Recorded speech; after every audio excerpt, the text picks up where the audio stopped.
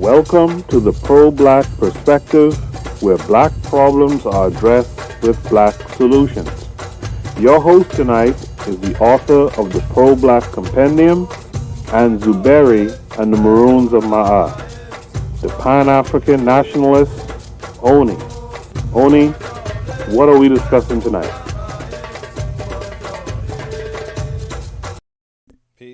Peace, family. We're going to continue the discussion from last week. So if you missed out on part one, make sure to check out part two. If you missed out on part one, make sure you go and check it out. We're going to continue reading this Michael Bradley article. Michael Bradley's a white boy. But we're going to continue reading this article because we're exploring this idea of genetics and its impact on Western history and Western religion. In the last week, I actually came across some pretty interesting information regarding, this guy's thesis. But before we get started, let me remind you that I'm part of a podcasting network called KWAZ Radio, and it's really good time. So make sure you check out the other programs. But we're going to play this little commercial, if you will, so you guys get what I'm saying. This is D Webb with the Harsh Reality Podcast, asking you to tune in where we tackle the news of the day that affects our community, only on KWAZ Radio. Greetings, everyone. This is Koku from the Bitter Medicine Podcast, inviting you to tune in to the Bitter Medicine Podcast on KWAZ Radio. Greetings, fam. Tune in to The Learning Curve with me, the revolutionary matron on KWAZ Radio. You are listening to the Pro-Black Perspective on KWAZ Radio. All right. And by the way, I know a lot of people don't like this rap, and in retrospect, I realize I'm probably not the best rapper on the planet. But this this podcast series is sponsored by the Book of Power. You know what I'm saying? So make sure you guys go get yourself a copy if you don't already have it. And in the meantime, you could hear a brother spit some rhymes. Okay, so I know books, all right? So let me tell you about a book. All right, check it. So the goal and objective is to be selective, elective for knowledge with the black directive, checking sources, heritage, and legacies, with the ability to defeat our nemesis. The Book of Power, so aptly named, esteemed and famed for informing the brain, and doing the same as the ancestors before us. Sankofa, that's the life chorus. Wisdom is the key against dangers. How the ancient leaders will lead the changes. We are doing Africa with no strangers. Do you hear us? Okay, hold on. We can't continue to beat the second fiddle. African power is the end of the riddle. Let's build a nation the likes we've never existed. The motto heretofore, we persisted. Better, we resisted. Best, we building. We'll raise the roof and break through the ceiling. Peeling away the change we were given to stop just surviving, start thriving and living. Africa's about to host superpowers. China and US back up in 5 hours. No one can be free without freeing themselves. But freedom is shown and hold on bookshelves. The Book of Power, a key for liberation. There's no domination where there's education, because ignorance is man's main weakness. All are exploited if we don't teach this. Then the pages of sages, kings and queens, Akapong, Delaney, Dessalines, Nyere, Garvey, and Zinga, and Kush. 500 pages surpassing most books. The task is told to bring up a continent. You will hold the tone for the confident. Have some pride and push forward your chest. Your leaders are reading one of the best. The book has science, covers violence, self-reliance, and does away with silence. The time has come for the work to get done and build up a land that is second to none. We'll organize, acknowledge, strategize a new Africa before our eyes, and blackness will be the complexion we see anytime we envision what it means to be free. So come join minds, read what is written. Here be solutions, no longer hidden. Nothing works in theory, all that works and works. So it's time to put ourselves first. Change the leaders and lead the changes. Tell your friends, family, and neighbors. Change the leaders and lead the changes. Tell your friends, family, and neighbors. Change the leaders and lead the changes. Tell your friends, family, and neighbors. Change the leaders and lead the changes. Book of Power. So the Book of Power can be purchased on Amazon. Just click on the link below. Alright, send me a tap. Tulende ma'at, tushinde is fat. Tulende ma'at, tushinde is fat. Tulende ma'at, tushinde is fat. Go tap.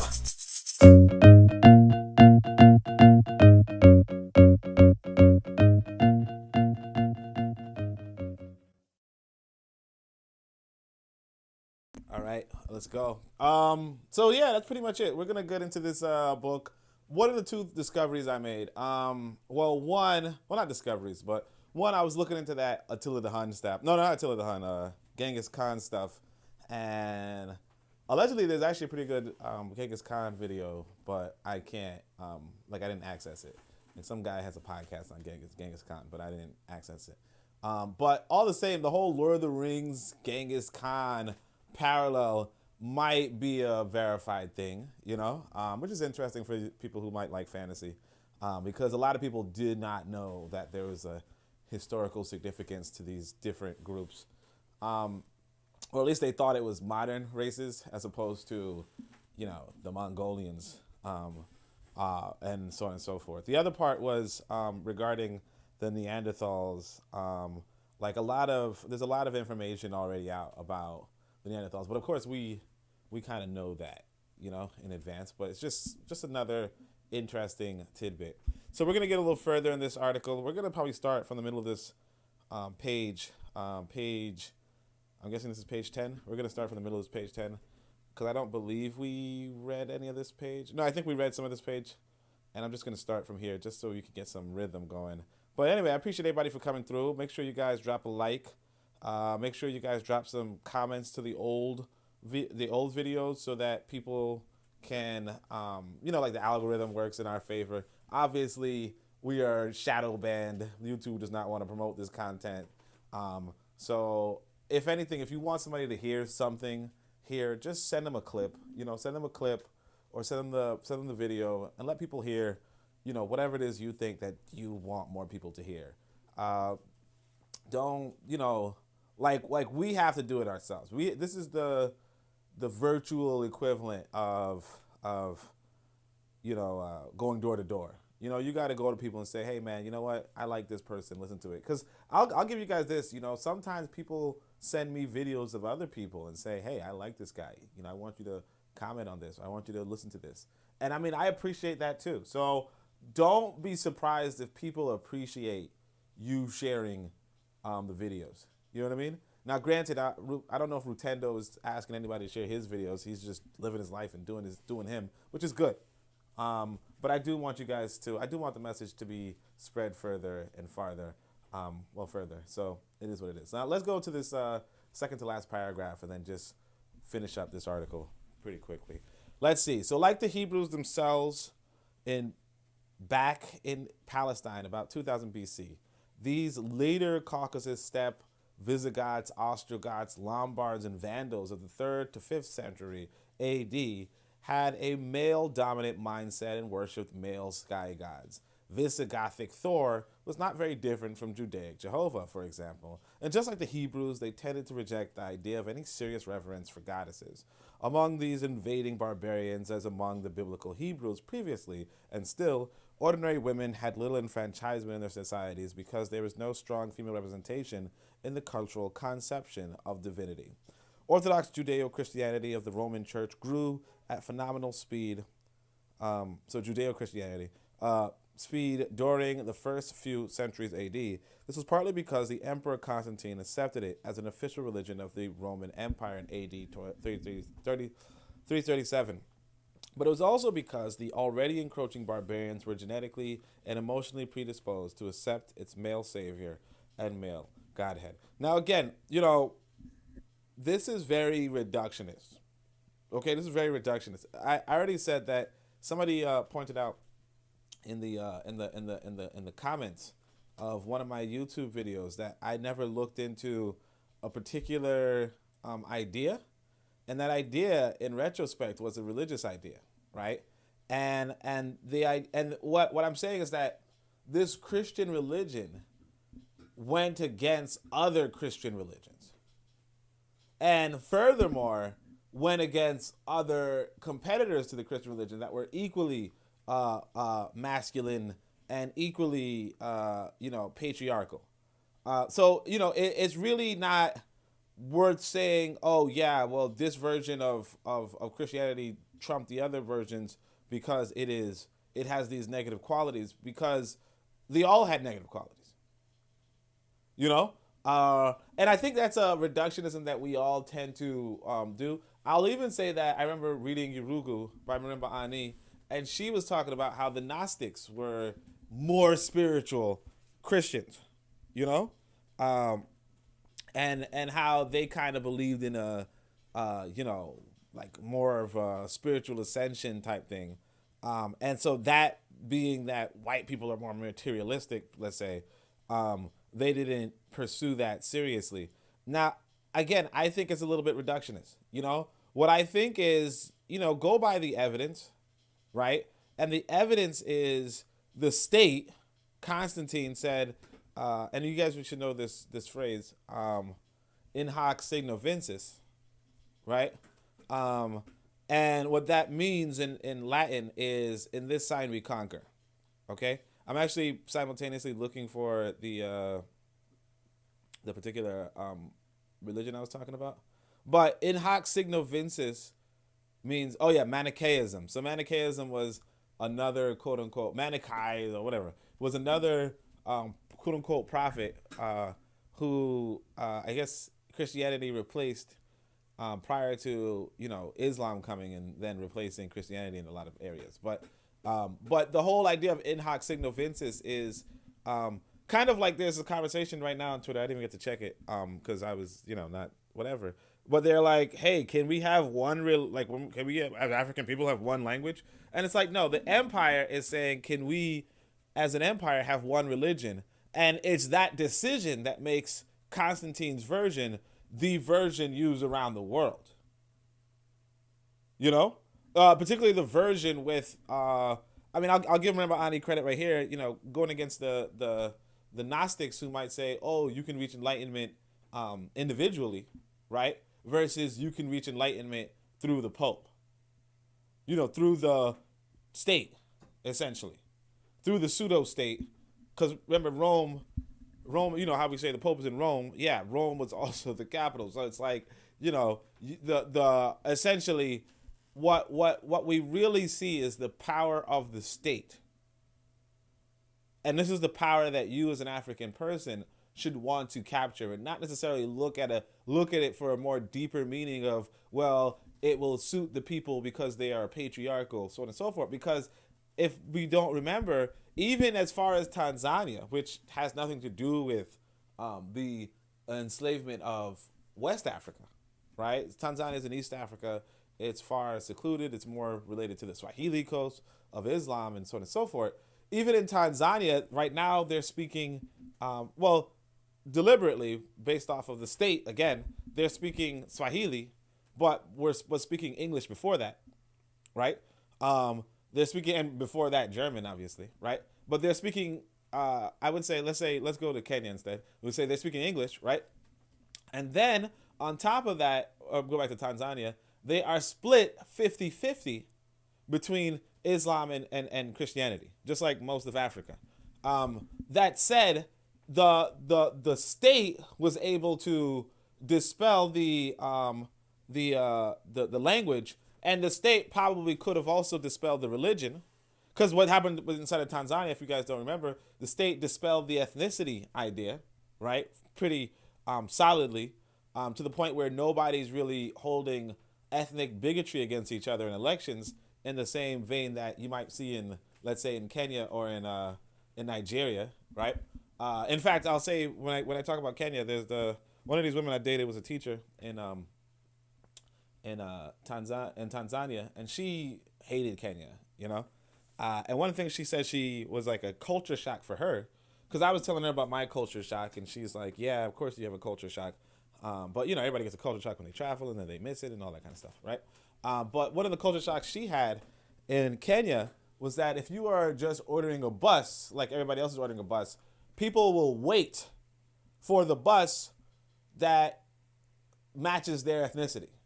Like if the driver matches their ethnicity, they will sit on a bus of their own ethnic group, even at the risk of being late, you know? And it would be a shameful thing if you were to go on the bus of another ethnic group. So she's coming from Tanzania, and she's like, wow, people are really deep into the ethnic mythology, as opposed to, or the ethnic solidarity, which is again a good thing normally. Ethnic solidarity is a good thing normally, but it's better to expand it to racial solidarity or national solidarity, as Nyerere did. But all the same, what I'm saying is that we cannot look at the qualities of the religion because notwithstanding all that, the people are still converted to religious groups, which are pseudo ethnicities. Okay, so as to say, she, we can't look at the qualities and say, well, it matches the people's genetics, in the sense that realistically, they could convert to Christianity. Like African people could convert to Christianity, and for what it's worth, the Europeans actually did convert to polytheism and had goddesses. You understand? So as to say that, Zeus and Hela and, Jupiter and Mars or Venus or what have you, like they also had essentially what seemed like derivative religious, if you will, beliefs that paralleled our ancient African beliefs. So again, I would not look into a people like I mean it would not be completely accurate to put it on, well, their genetics matches, as much as to say, well, you know what, states are incredibly important entities, and we as African nation builders, we as African nationalists have to assume and get the state. And when you get the state, you can exercise your will. And yes, it might be, some of it will be forceful, but some of it will also be institutional, in the sense that if you build the institutions, right, people more or less have no choice but to go along with the institutions around them, right, to survive. Because essentially, the political unit is a unit that protects the people's survival.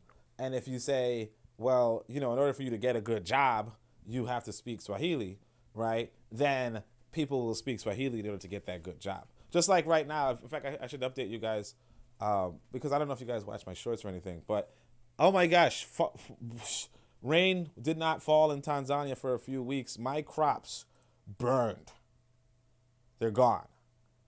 The money I invested is lost. And now I'm thinking to myself, that business partner, I really shouldn't blame this individual. But again, it comes back to my failure to communicate well with this business partner, or even my failure to be able to investigate well in regards to what region of Africa this is. Now, this person was allegedly an experienced business person, so it is what it is. But it is hard if you don't speak the language, right? You're going to have to rely on another person. And the fortunate thing here is that I did not spend more money. Okay, the fortunate thing here is that I did not spend more money, but like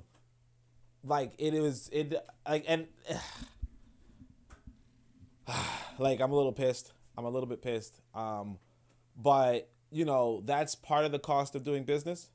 But it's also like there's so much more to understand. And this is partly why we have that idea of the oligarchy versus the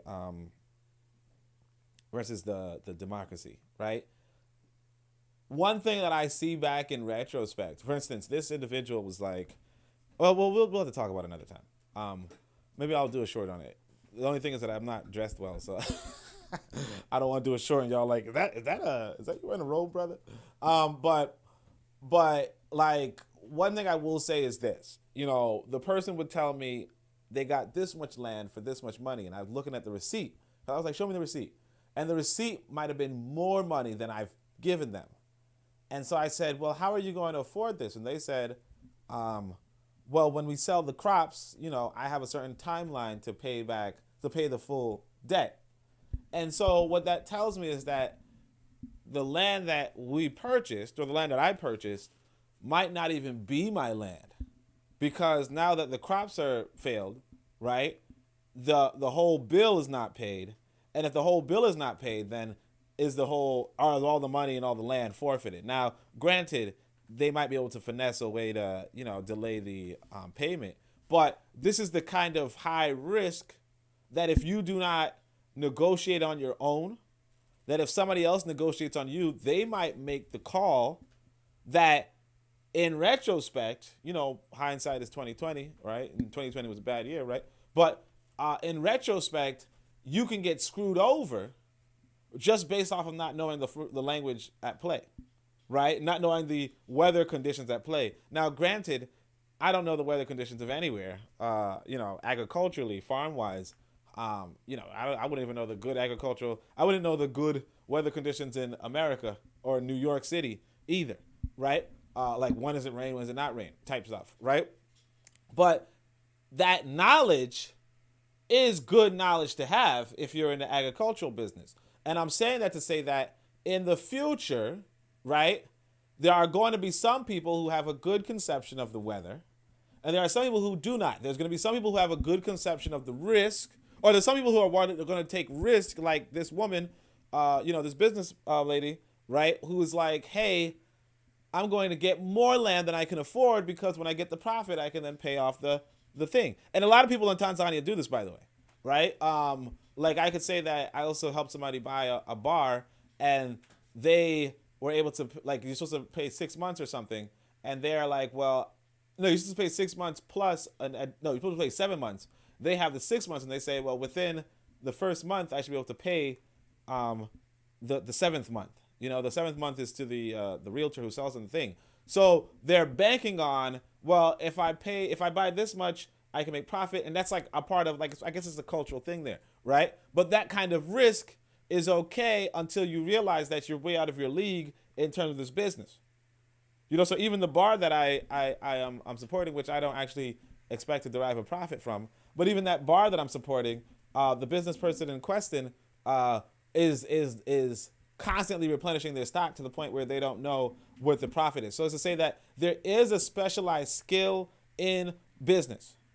There is a specialized skill in business, and people with that specialized skill to make the good decisions, they can be the difference between a failure and an abysmal failure, or a success and a resounding success. But I actually got a little off topic. But I mean that's also kind of like the concept of the state, though.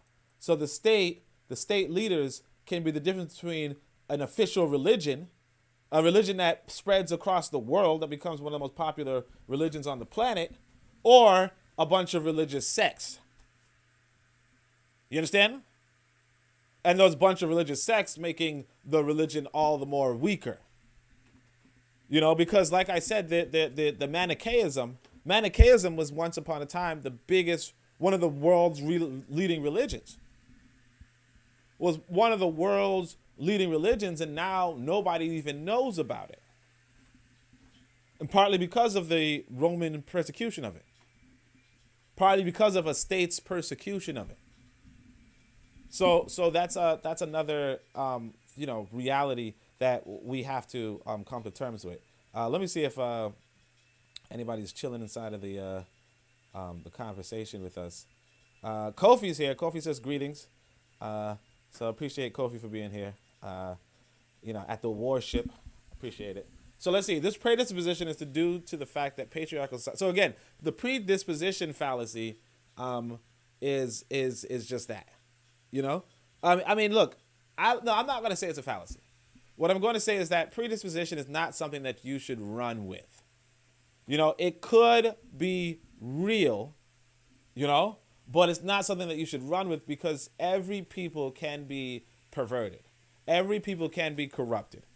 And that's a fundamental truth in regards to the racial hierarchy. So as to say that, like, everybody can change for what it's worth. Or even I'll say it this way. There's an ancient Egyptian, I need to read my ancient Egyptian book, but there's an idea from ancient Egypt that says the seed contains all the possibilities of the tree, right? And it really depends on the corresponding energies it receives as to how it will grow.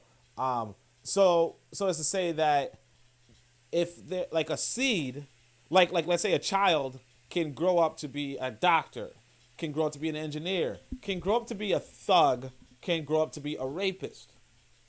Okay? A child can grow up to be dead, whatever, right? But a child can grow into multiple possibilities, and all of these possibilities exist in all of us, but it depends on what kind of energy we receive, like what kind of upbringing we receive, what kind of resources we receive, because even you hear me, you might be like, oh, Ona, you're a scholar, but let's say it's a Pan-African Revolutionary War, and I'm not, I could be forced to what's it called? I can't remember. Forced to work in the military. I can't remember what it's called, but I could be forced to work in there, and I could just be a foot soldier. And maybe I could kick some damn ass as a foot soldier. Or maybe I could be like, I don't want, But I could probably be like, choo, choo, choo, headshot. Who knows, right? The point is that all the potentialities exist within all of us. And it's really upon us to create the social circumstances to make the possibility that we want to see.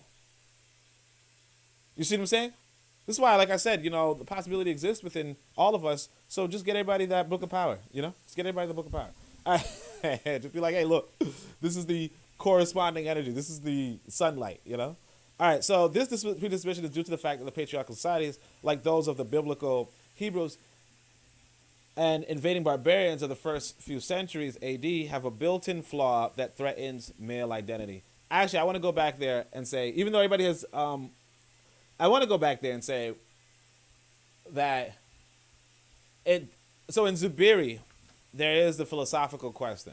So Zubiri is a philosophy book. I don't know if you guys know this. Like, if you guys are listening to the intro, Koku's reading it, where he says, Oni is the author of the Pro-Black Compendium and the Zubiri. Zubiri is a philosophy textbook, but it's written as a story. Ironically, by the way, of a guy who goes to Africa to find a wife, but people think I'm a passport bro when I wrote this like 5-7 years ago. But anyway, the thing with Zubiri is that it's a philosophy book, and one of the ideas he points out is that, because I think the woman in question, he's having a debate, a philosophy debate, where the woman in question says, that what I just said, everybody has the possibility, so on and so, everybody has potentiality, and so she's like, well, can't white people be good, if that's what you're saying? And so Zubiri says, well, look, a good person can be bad, or a person who's good can be bad, but a person who's bad cannot be good. In the same way as a man can crawl, but a dog cannot walk. Not to say that dogs can't walk, but you know what I mean, right? Or a man can crawl and a dog can't drive a car. How about that? Again, not to say that a dog can't drive a car, but you guys get what I'm saying. Like, dogs don't usually, whatever. Point is that, it can, like, there is, as far as the violent proclivities of the Neanderthal, that is a genetic element. But as far as patriarchy or monotheism, that might not necessarily be an intrinsic quality. That's what I'm really saying. Okay? The whole idea of just being like more or less animal, that's just a fact. That's just a fact. Like a dog is going to be more animal. Well, not I don't want to say more animal, but let's just say less human. Let's just say less human. The Neanderthal is going, right, I just said it. The European, the hybrids, if you will, are going to be less human based off of the reality that genetically they are less human. Now, as far as whether patriarchal societies or monotheism are less human, that's not established per se. But anyway, so the predisposition, that's what I'm saying. I don't know why this motherfucking heat comes on like this when I'm recording, but it does. Now, granted, I control the heat, so I can't really be like this fucking cracker, but it is what it is. So this predisposition is due to the fact that patriarchal societies, like those of the biblical Hebrews and the invading barbarians of the first few centuries AD, have a built-in flaw that threaten male identity. A woman knows that she is the mother of any given child, but a father can never have absolutely certainty of his paternity. That is why all male-dominant and patriarchal societies impose restrictions, sometimes very severe, on female social and sexual activity. In a patriarchal society, a man must feel confident that any given child is actually his. The child might be his heir after all. So I actually heard a Christian brother actually mirror this same idea. But that's and, you know, the Christian brother will tell me, hey, this is this is just nature. This is just logic. And it's like, yeah, I mean, but again, I mean, like, it is, you know, in a sense. Now, again, these days you could obviously take genetics tests, also, but you couldn't take genetics tests, you know, in once upon a time. But again, it's like, you know, like, we're so far removed. And of course, you know, as far as sex is concerned, so I can tell you guys this. So what's an interesting thing is this. If you know what you're fucking doing, if you know what you're doing, and I guess if the woman is not messing around too much, like unless the woman is like really messing around on you, you would know. Like I can give you guys this. So my son, like he doesn't really look like me. I'm not gonna hold you guys. But one thing I could say is this. The date of his conception, I planned that. You know, like I know how to, you know, sleep, whatever, right? So I know how to do this. I know how to procreate and not procreate, right? You know, science, basic science. So I know the date of conception. And then when we were going to the, you know, I don't want to say like midwife type shit, nurse, birthing house, birthing something like that, birthing center or something like that, right? When we went to this birthing place, right? We went to the like, I don't know what they're called, but the person who looks into the woman's, you know, like basically just does an estimate of how old the fetus is. The person who shows you the pictures of the fetuses, right? They would tell us, or in fact, like say when my son was born, they will say, "Oh, this is like he's clearly like I think he came out like maybe like a few days earlier than 9 months, right?" But they can tell you the exact, you know, whatever, right? The exact development based off of that. And when you do the math, it ties back to the date of conception. You understand? So I mean, it would be very. Like, again, like, there's no certainty, obviously. There's no absolute certainty. But it would just be, like, essentially, she would have had to have sex with another man on that same day that I, you know, decided, okay, let's have a child. And I guess I shouldn't give too much information. But it was my birthday. So, and I think I was with her the entire day. So... It would be that like again I was with her the entire day. I'm pretty sure. Yeah, I'm pretty sure. Or maybe no. I think I was right. So for that, it's like she would have had to have slept with somebody else on my birthday. So on and so forth. Now, obviously, not every guy is gonna have that same luxury, that same sort of accuracy that I did. But I mean, yeah, like. Actually, I don't know why I told that story. Like in retrospect, I think I'm just bragging about knowing about having the best birthday gift in the freaking world. All right. So anyway, so therefore, all patriarchal societies also zealously guard against possible sexual relations between family members of the opposite sex. What? All right. I mean, I think that's just a normal thing, but okay. In patriarchal societies, incest becomes a crime and a sin.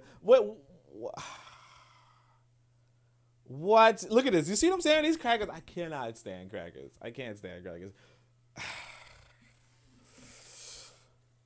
Oh my gosh. I don't even want to read this next sentence. So let's go. All right. So whereas in matriarchal societies, incest is usually regarded as mere normal and healthy sexual experimentation. What is with these crackers? Like, he's like, you know, the good one is really incest. You know, the bad one is, oh, shut the fuck up, cracker. Oh my gosh. So in matriarchal Polynesia, for example, mothers were expected to introduce their sons to sex, and fathers did the same for daughters. Okay, random. So brother-sister alliances may even be elevated to the status of an obligation among royalty within matriarchal societies, as in ancient Egypt and in Peru. But such relationships become despicable sins in all patriarchal societies and within their male-dominant religion. So just to clarify with regards to the ancient Egypt, this is a misunderstanding. Brother, sister. So all right. So yeah, this is a misunderstanding. So brother, sister in Africa generally means age mate. You know, so even like now when I'm like in Africa, like for instance, I was talking, like I told you guys, I was talking to this woman, and then she introduced me to her sister. Like two of those beautiful women I saw, they introduced me to their sisters, and I'm like, oh, that's your sister, blah blah blah blah. And both of the women that they introduced as their sisters were not their sisters, but were like their cousins or something, you know.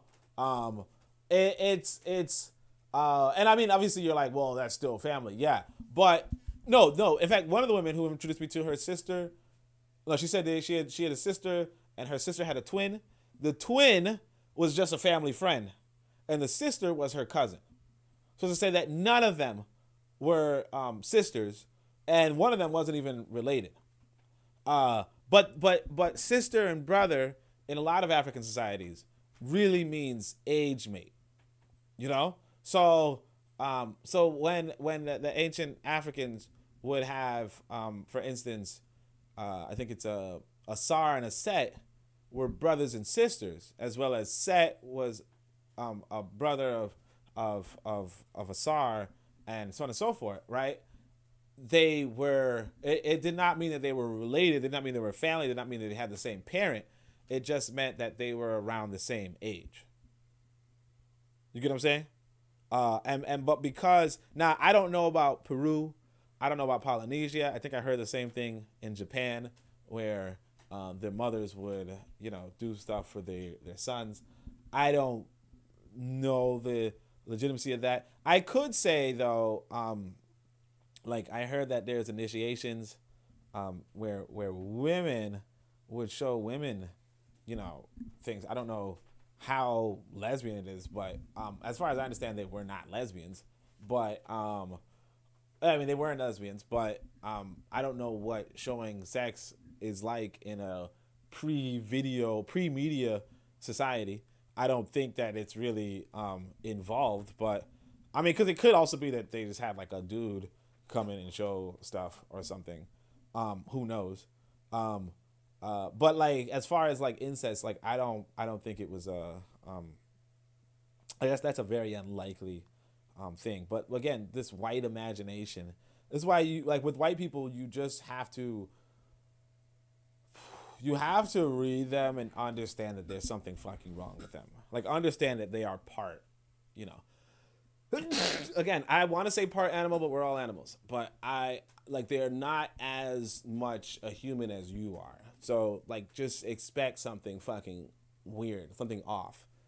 So this guy's just, you know, they, you know, well, we like incest, and it's like we dislike incest, but and it's like it's not even true. I can't remember. Oh yeah, so if you read Cheik Anta Diop, in fact, Cheik Anta Diop, like none of what he just said was true. I'll just say it that way. In the sense of, if you read Cheik Anta Diop, he will tell you that early European societies practiced not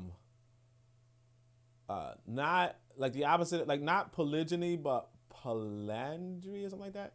Polyandry. But like basically when a woman has multiple men, they practice that. So essentially a man would share a woman with his brother, right? To guarantee that his paternal line continues. You see what I'm saying?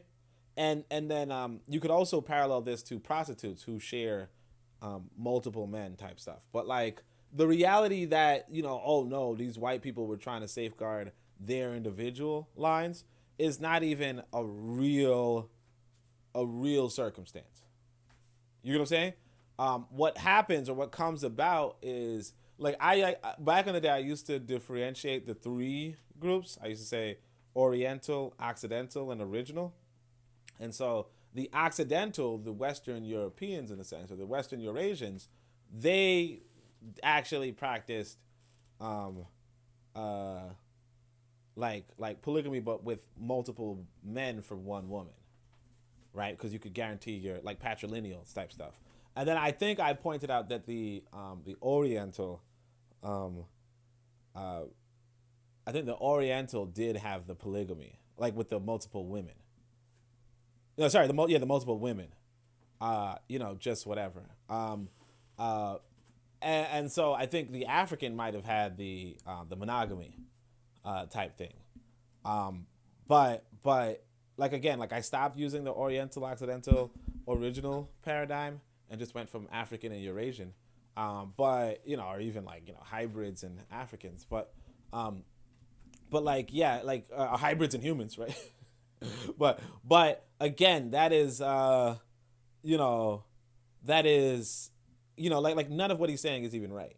Like realistically, the European did have multiple like the European woman did have multiple men, like male partners, and that's something that you could historically verify. So what I'm saying is that remember, just when you're reading these crackers, just try to glean what may be true, but like you have to expand your knowledge with like what's historically accurate, which again, even when you're reading Jope, or even when you're reading Robin Walker, although Robin Walker is a good historical reference, but even when you're reading like the good historical references, like also, take it with a grain of salt, because there is a lot more philosophical undertones at play.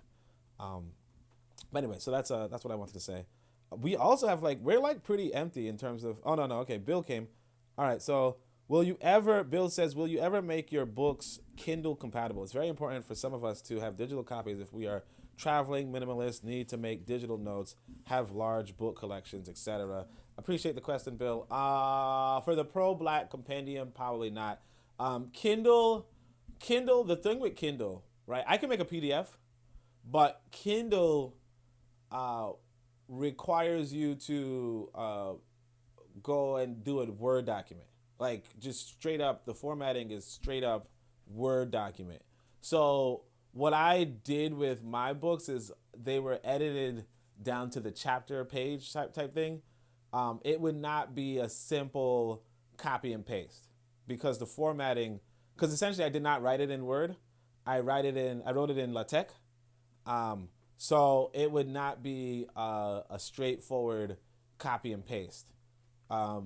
It would involve, I mean, you could copy and paste, but then you'd have to do a lot of formatting and a lot of backtracking in terms of, maybe page references. Although I don't think I have page references I guess only the table of contents has page references, but that's pretty much it. So I probably not Kindle. I do have the PDF versions available to myself, but like part of the propaganda of the Book of Power is to have this giant ass book in your hands. Walk around with a giant ass book in your hands. It's a huge book. Walk around with it so that people say, hey, what are you reading? And they engage you on the subject. It's not really it's kind of like how people wear the cross around their neck or wear a cross around their neck or wear an ankh around their neck or put on a shawl, an Islamic shawl, or put on a turban or what have you. Part of like the Book of Power is an accessory that has a meaning, like natural hair type stuff. It's an accessory for us to engage our neighbors and say, yeah, read this too. This is so important for me that I'm bringing it around. So, as far as traveling, I mean, although I'll admit I put it in my bag. That junk heavy. I shouldn't say junk, but that book is heavy, so I can see why you might want to read on the you not want to travel with it, but like traveling with it is the accessory. Like it is the accessory. So otherwise, like I said, there is the preview for the Book of Power, so you could always just download the preview for the Book of Power. It's about 150 pages itself, and that's it has some of the, not all of the best stuff on it, but it has some of the best things in it. The other thing I would say is just get the book if you need to. Just take pictures of the either take pictures or just photocopy the pages that you want for a PDF. Me personally, I would not want to make PDFs available only because I am also a thief when it comes to books and giving out other people's books. And the karma that I've accumulated, not that I believe in karma, but the karma I have accumulated tells me for what it's worth that I should not, provide that as a free PDF. The other thing I can say is that in the meantime, in between time, you can, get the copy of the Carlos Cook's Reader, or if you want some other books, just join the Discord, and we have a section full of books. But when it comes to the Book of Power, I would say just get that one. Just purchase it, and you can leave it at home, or whatever, and you'll have other books for whatever reason. But other than that, it's an accessory, so just take it around. But I don't think I would make the Book of Power a PDF just for that main reason. Pro Black Compendium is mostly online already on the African Blood Siblings website. Very little of it is not online, except for maybe timelines and suggestions and all that kind of stuff. Zubiri has the first 10 chapters online, but it's just a short story. It's a very short story, and it's a really small book. So for the most part, all of my books are already mostly available. I just, part of it is that if you, you're in the business of selling books, so if you make it so that books can be, if you make it easy for people to get free books from you, they'll just get free books from you. And it's you know what I mean? Other than that, though, I would just if you really were pressed to you liked an article type thing, I would just take a picture, or I would just write it down in a notebook, or type it up myself. EPUB is a better format than PDF. It's a total different from the book. It's a total different from the book, and it's a lesser version than PDF, which can be sold, not easily shared as well. I was asking about Kindle. Kindle is a different format, but EPUB, I'm not really too familiar with EPUB. I think you could I've stolen EPUB books. If you guys don't know, there's this website called LibGen, right? I'll type it in the thing, LibGen, where it's just a PDF repository. You can get a lot of books through LibGen. Now, granted, the government is trying to crash it down, so you might find it's libgen.is one day and libgen.ls another day. But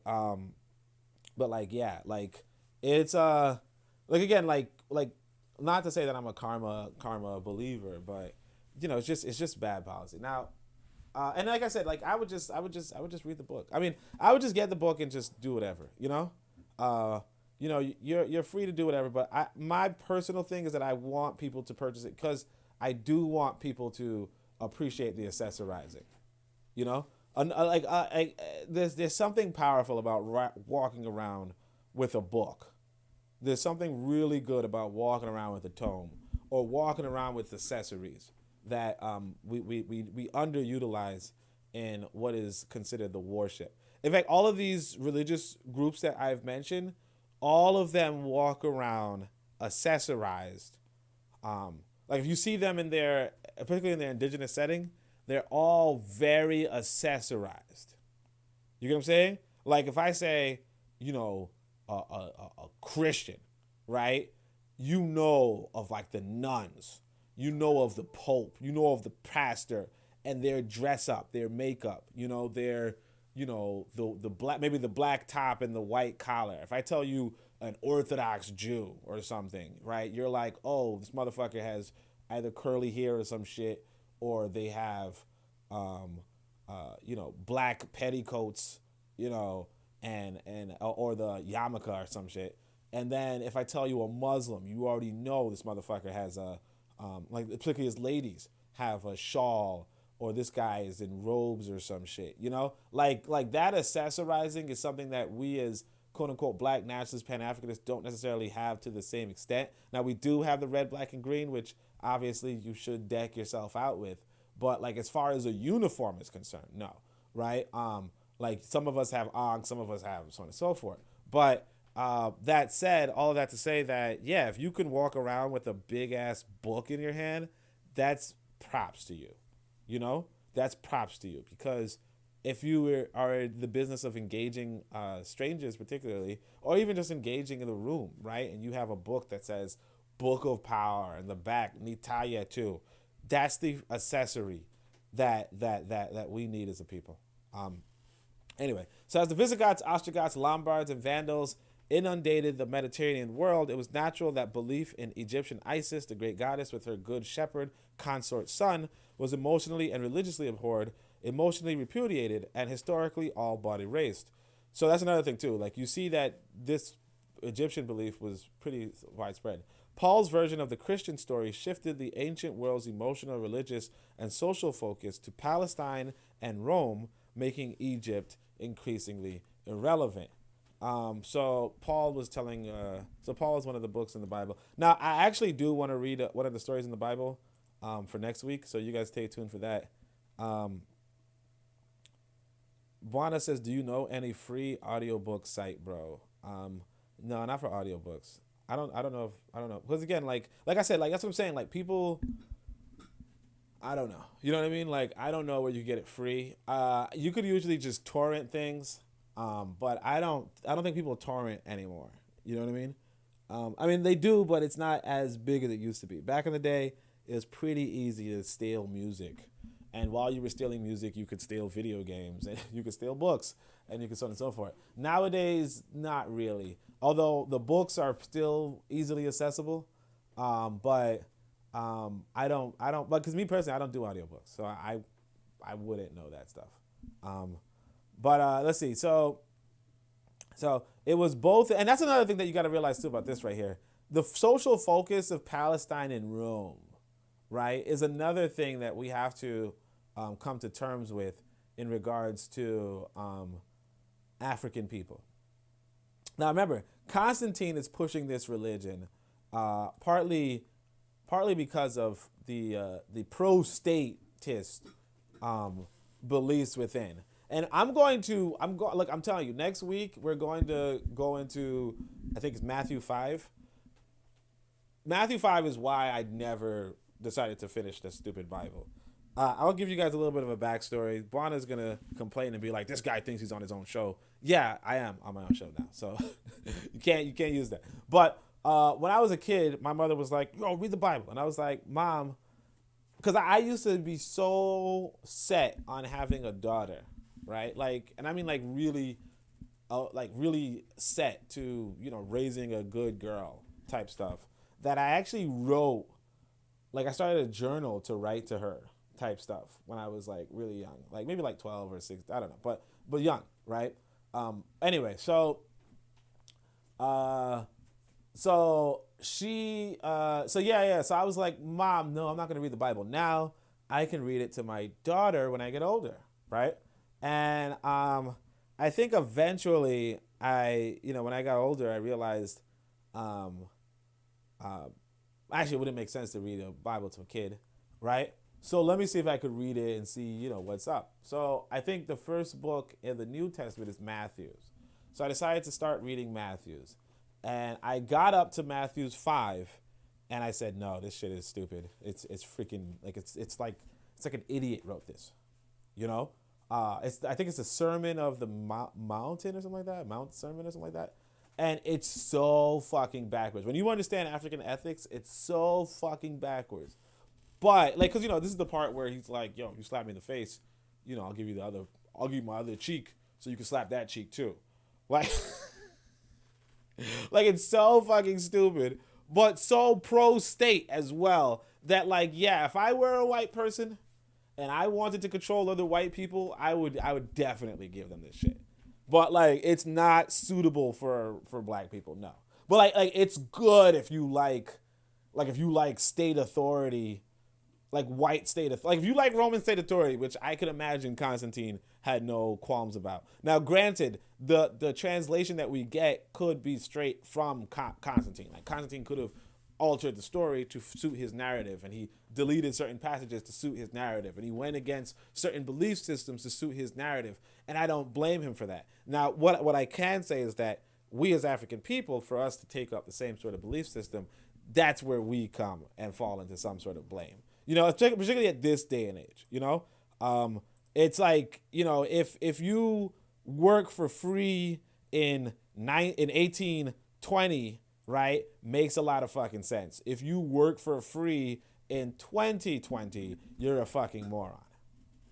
You know what I mean? And I don't mean like volunteer. I mean like, yeah, if you like, and again, now somebody might say, well, you know, what if the circumstances are the same? What if somebody's fucking beating you to do your work? Well, then yeah, of course, you get the excuse of somebody beating you. But if you're voluntarily, you know, like let's say picking cotton on a plantation for free, for a white guy no less. Like it's different if it's like Oni's like, hey, I own a farm, I need some workers. You guys, you guys want some beers, and you know you could do this for me. Like yeah, sure, that makes a lot of sense. But if it's like some white guy is like, hey, look, I'm not even gonna fucking whip you, but go pick up some cotton, you know, no gloves or nothing, just go pick up some cotton from for 12 hours, and you do it. Like yeah, you know, no pity on you. Like there's something wrong with you. You clearly don't understand world history. I'll say it that way. All right. So anyway, it was both an intellect. So like the same with like Christianity. It's like yeah, if you did that Christianity, you know, well Constantine, the fucking emperor of emperor of Rome, is like on your ass, like you know, with his military of you know how big. Like if you do that shit, then it's like okay, it makes sense. But if you do it now, where it's like people are kind of quasi, you know, freedom of religion type stuff. Then yeah, it's different. So anyway, so it's both an intellectual and also a genetic shift. And I said quasi freedom of religion because I could see how somebody might say, well, look, you know, you can get socially more advanced if you believe the Christian dogma, you know? Or like you could even get farther with women, particularly in this day and age, if you believe the Christian dogma. Well, you know, if they get into a religious conversation with you, which they don't really. It was both. They just say, "I pray," you know, like okay. It was both an intellectual and also a genetic shift in demographic emphasis that divides the Mediterranean ancient world from the Orthodox Christian era's mindset. And this Orthodox Judeo-Christian tradition started Europe's inexorable evolution towards the modern world. Nonetheless, the Visigoths, Ostrogoths, and Lombards do not appear to have been quite as aggressively primitive as the Huns and Vandals. We will hear about the Huns again and the Vandals shortly.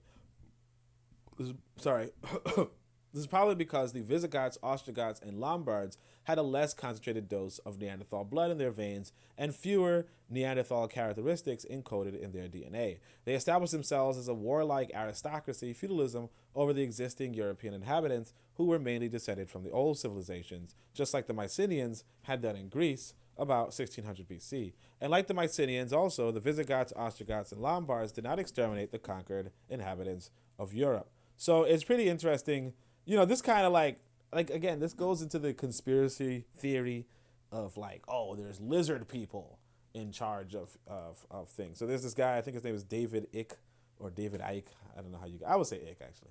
But who unfortunately, there was a Credo Mutwa, who's a South African, you know, scholar of sorts, who was like trying to verify David Icke's or corroborating David Icke's story about, oh yeah, there's lizard people in charge, right? Now he's kind of not saying lizard people as much as he's saying subhumans, you know, Neanderthals ruling over the otherwise non-Neanderthal population. I don't buy it, but you know, it is what it is. But it still tells you the importance of the nation versus the population. So these are the concepts that are in the Book of Power, i.e. the nation is the body politic, like the political body at the center, if you will, that makes the choices, and the population is just the other groups or the groups in general that are not necessarily in the ruling body, in the ruling class. And so realistically, the importance of being a part of the ruling class as opposed to the ruled class is like so emphasized even here, in the sense that even in Europe, right, if you were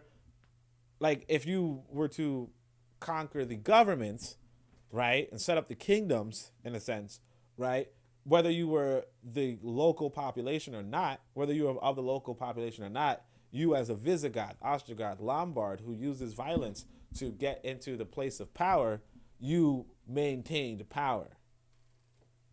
And that's really, like I said, like when we talk about the Book of Power, that's what we are philosophically going with. So, all right. So let me just say, you know, greetings to everybody. So greetings to Bill. Appreciate Bill for that question. Buana, appreciate Buana for being here. Forecast is also here, so appreciation to Forecast. Forecast is our resident chitlings eater. No, I'm joking.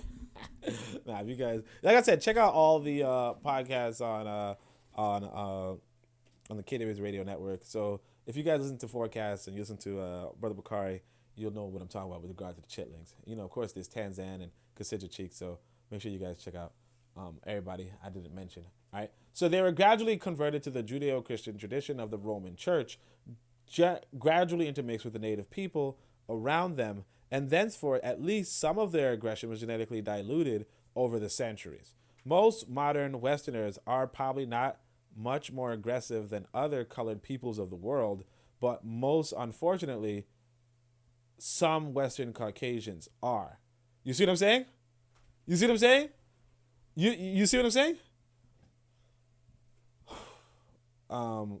So his idea is that's what I'm saying, like these white people, because see, if this were the first article I ever read in my life or something, I would be like, oh yeah, you guys see, white people are not as aggressive as their forebears. They're not more aggressive than us. But I mean, some of them are a lot of, they're really aggressive, but those are the ones that we have to get rid of. Like that's what I would come through with this conclusion for. Because that's why I'm saying you have to, like, you shouldn't read white. You shouldn't, like, I mean, you should read white. You should, how do I say it? It's like this. I'll say it like this. The universities. Or remember back in college, back in college or back in high school or whatever, you got a textbook. And the teacher assigned the pages to read and the questions to answer. Okay? They assigned the paragraphs to read, and sometimes they would give you a document to read, which is a snippet that includes what they want you to read and excludes what they don't want you to read. Sometimes even the white folk are saying you're not ready for the primary source. This is why the white man could use the Bible differently from you do. Because if he's telling you, hey, look, man, the sermon today is going to be on, like I said, Matthew 5, right? He's pushing that, I'm going to call it anti-ma'at mentality, right? Whereas he could have easily used an Old Testament book that was like, yo, if a motherfucker tries to put hands on you, end their life. This is a straight divine message, right? I say that to say that there's a deliberate, education is a deliberate manipulation. And you got to give people the right manipulation. So if I were to say, hey guys, we're going to read Wealth of Nations, I'm going to choose certain pages that we go over, certain paragraphs that we go over, and certain ones that we don't need to. Not because I want to withhold information from you, but because it's like, I don't want to waste your fucking time. Like, listen, we read Wealth of Nations, he's talking about, and the crops in this season and blah, blah, blah. And it's like, nobody gives a shit, The price of corn, if you look at it, if you really study it, like, no, I don't give a fuck. I want you to pay attention to this sociological implication, this ecological implication, and we could use that to develop something on our own. Right? We could use that, as a useful information. So with this boy right here, what he's doing is that he created a document where fundamentally he knows black folk gonna read it. He knows black folk gonna read it. And when black folk are reading this, he's like, oh, most of us are not that, we're not worse than you guys. Some of us are though, but most of us are. And it's unfortunate that some of us are. Meanwhile, he probably, I shouldn't lie about it. I shouldn't even talk bad about it. But anyway, but you guys get what I'm saying. I was just gonna make a joke about, some bullshit, but it's not even worth it. I know some of y'all are gonna walk back and talk to him. You're like, hey man, you know what Oni said about you? No, I'm joking. From the Jewish point of view, St. Paul's molding of the New Testament ensured that emerging Roman Judeo-Christianity in Europe would have a fundamental and hopefully sympathetic relationship with Judaism. This hope was largely fulfilled, although Christianity has occasionally indulged in bouts of so-called anti-Semitism. So St. Paul was saying, so apparently his idea is that St. Paul is making the New Testament to ensure that Rome's Judeo-Christianity in Europe so that the new Roman religion would be sympathetic to Jews. I don't know what that even means. But anyway, so Europe under the Judeo-Christian tradition also, however, notably reduced the former social status of women and even indulged in massacres of women as witches. Now we must return to the Huns and discuss the Vandals. The Jewish position in the Western world was to be immeasurably strengthened when, in 740 AD, an estimated 1 to 3 million people from the Russian steppes called Khazars by chroniclers of the day were converted to Judaism. Look at that. Okay? The aggression, chauvinism, and militant xenophobia of biblical Judaism apparently appealed to their ferocious psychology, although they were also geopolitical and economic factors that contributed to their preference for Judaism. So, again, it's kind of like, this is why I don't really fuck with psychologists too much, because it's like, you know, they say every problem to a hammer looks like a nail, right? Every problem to a hammer looks like a nail.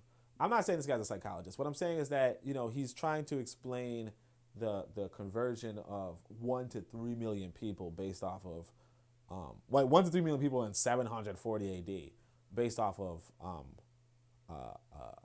their psychology, right?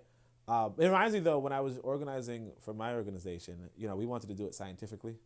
And so I should actually say I wanted to do it scientifically. But my conception there was that each of us has 4 distinct logos, like 4 distinct logics that we operate by, right? And you want to put us into certain positions in the organization that correspond with that logic. So again, if you guys read the Book of Power, you can see some of my early documents in regards to that.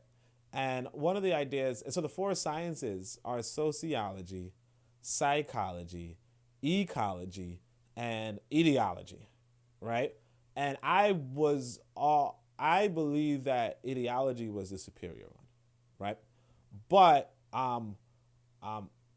the fundamental lens, you know, nowadays I would say is obviously economics, ecology, but obviously ideology is still the, you know, this is the melding of the 3 others, and so you would put the ideologue in the front seat, and you would have the ecologists, sociologists, and psychologists in their own separate seats in the organization. As I say, the psychologist handles the cultural aspect of your organization.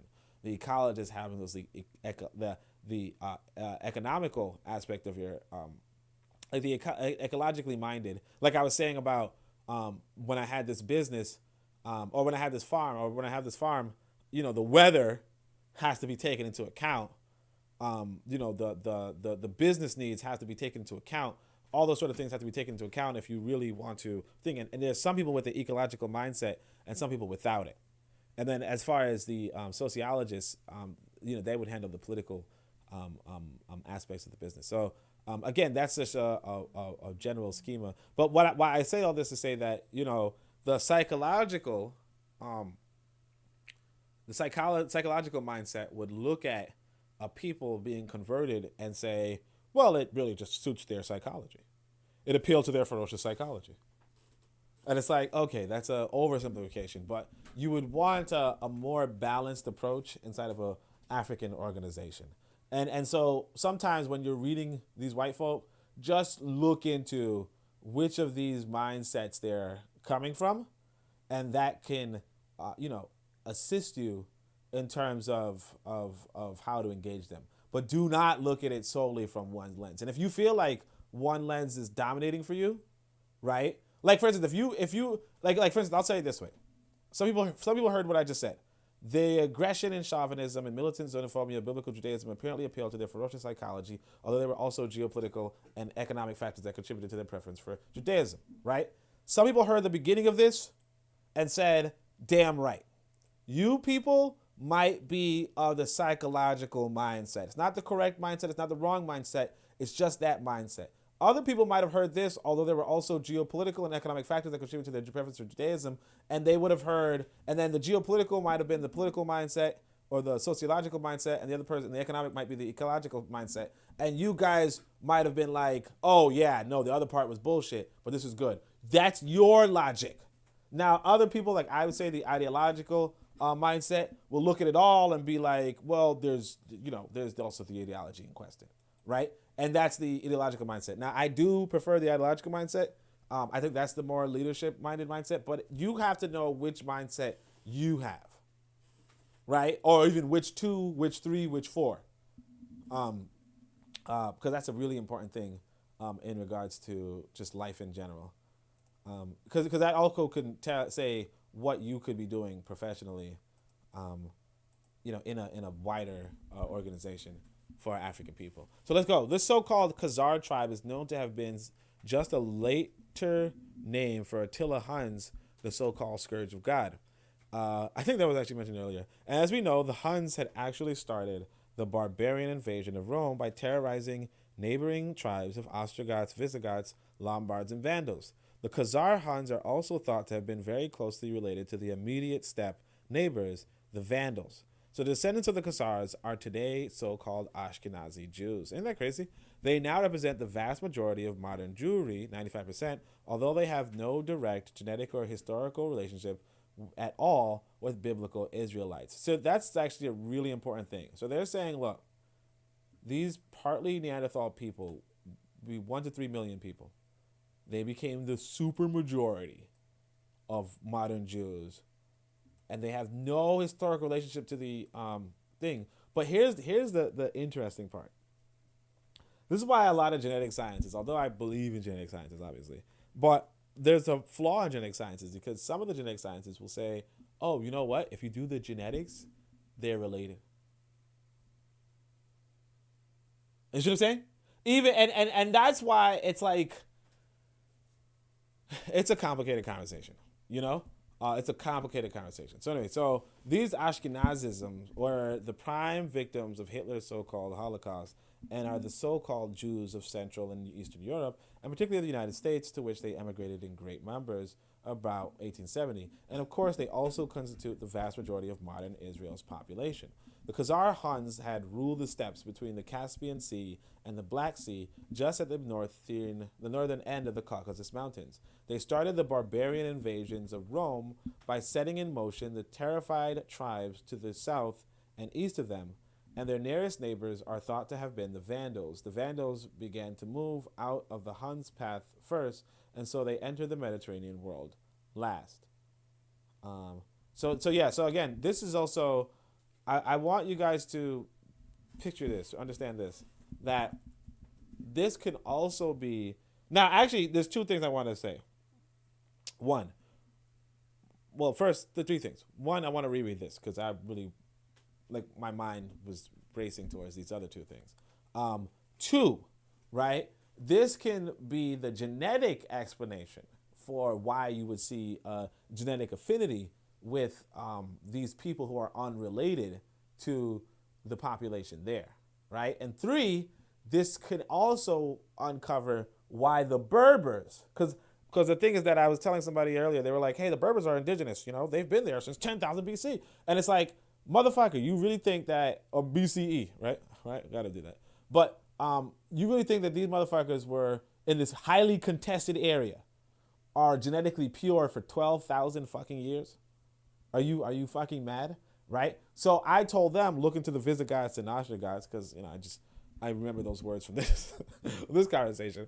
But I also remember the Visigoths and Vandals took over Rome, and they also pressed into northern Africa, where the quote unquote Berbers are. So it might be that conversation is going to be uncovered here. We'll see. But this is also why even the raw data of a genetics exam, right, or genetics testing, will not tell you the deep historical anthropological reasoning behind the ancestral DNA being present in these people. Because when another people invade and harass the entire population there, right, you'll see the similarity, right? And now obviously you could test it out and compare it, but I don't.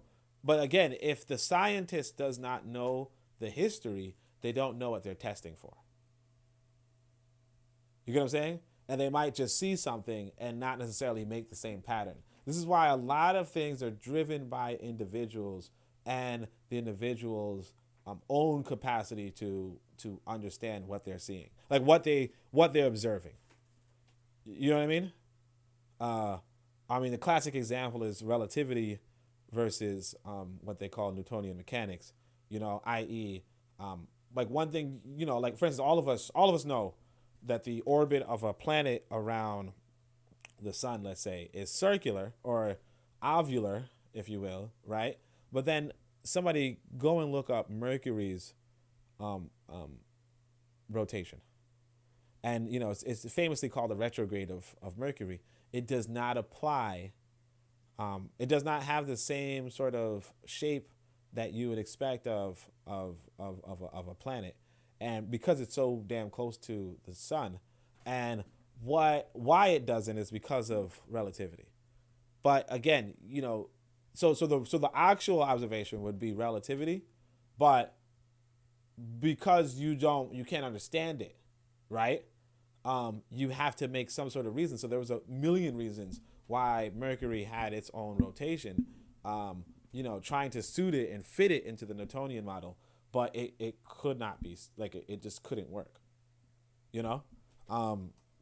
all that crap. So anyway, so the Khazars, the Huns, had ruled the steppes between the Caspian Sea. See, the trouble is that I don't know what, so I guess they're in the mountains between the Caspian Sea and the Black Sea. I don't really know these areas, but I know people who read the Bible know these things, right? Just at the northern end of the Caucasus Mountain, right? They started the barbarian invasions of Rome by setting into motion the terrified tribes to the south and east of them.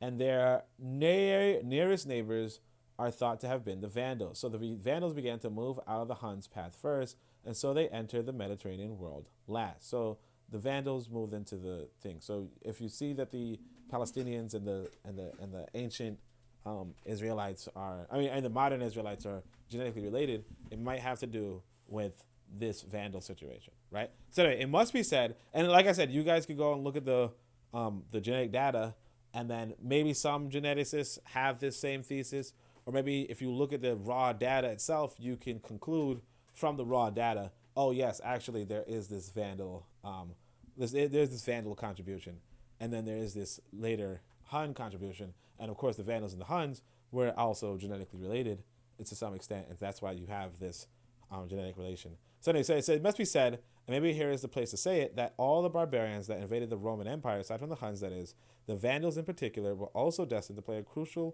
important role in the development of our modern world. Because of their original location on the western side of the Caucasus Mountain, their route of invasion into the Roman world took them southward down the eastern shore of the Mediterranean.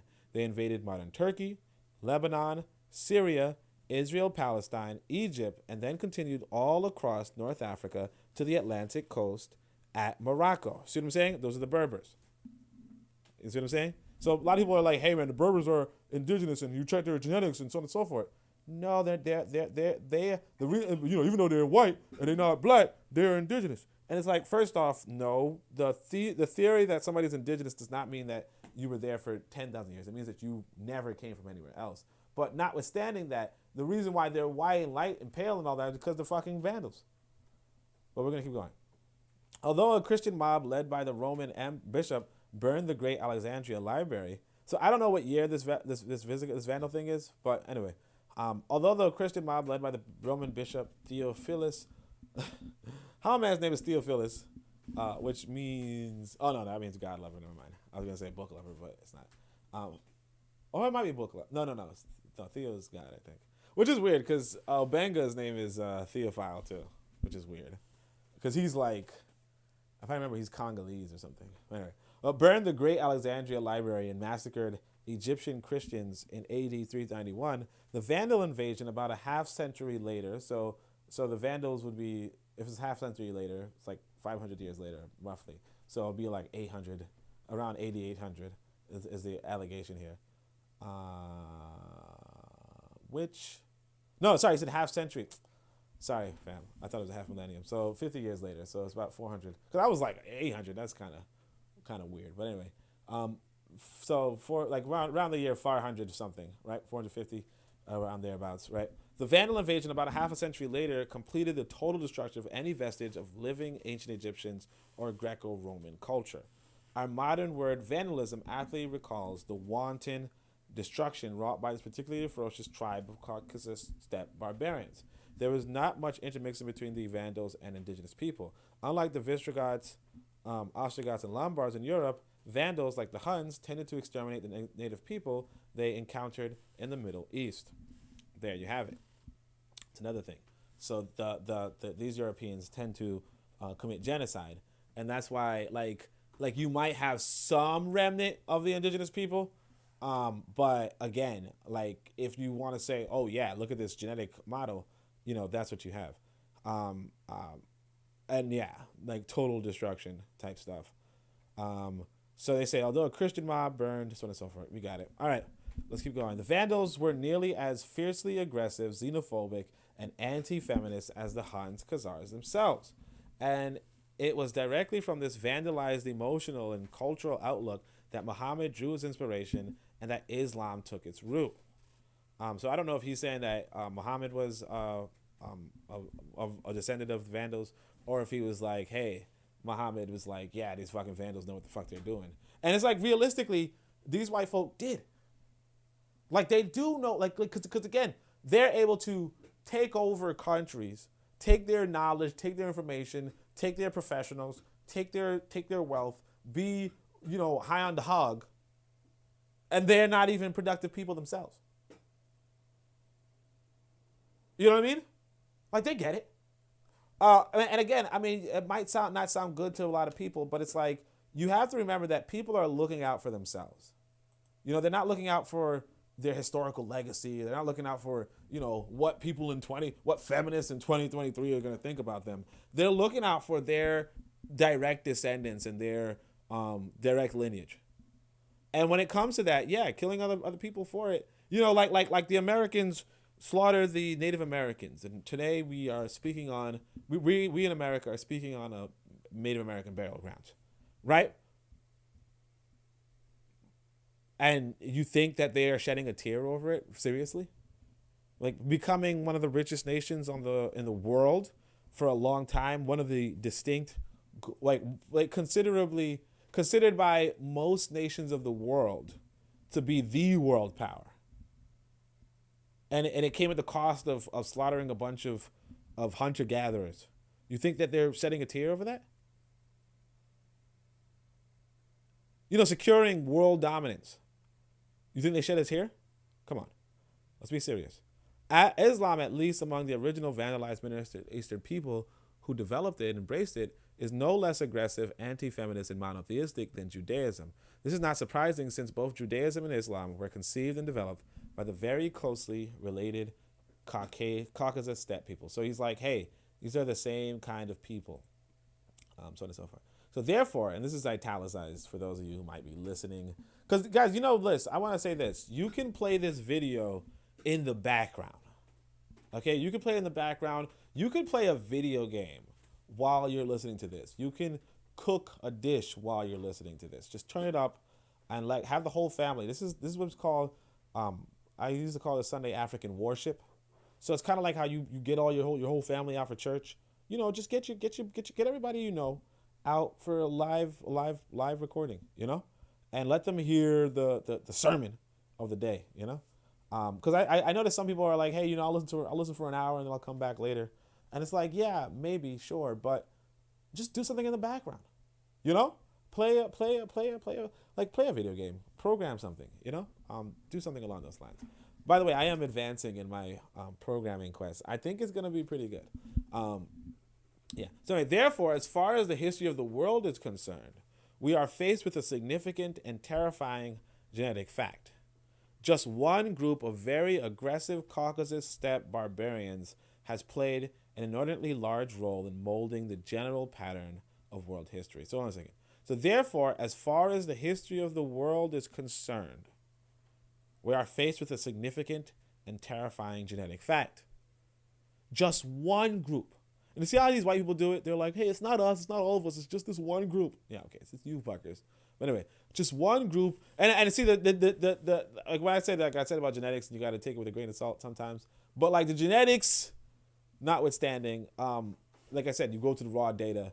The Neanderthal bloodline, if you will, is actually present in everyone but Africans.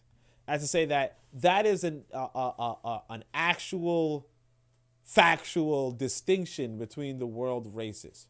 And it's not one group, it's all these groups. Now, some of them have more Neanderthal blood than the others, obviously, but it's the same damn subhuman, in a sense. It's the same damn hybrid. That's the fucking problem. And like, if the hybrid is telling you, no, we're not as much Neanderthal. Yeah, okay, bullshit.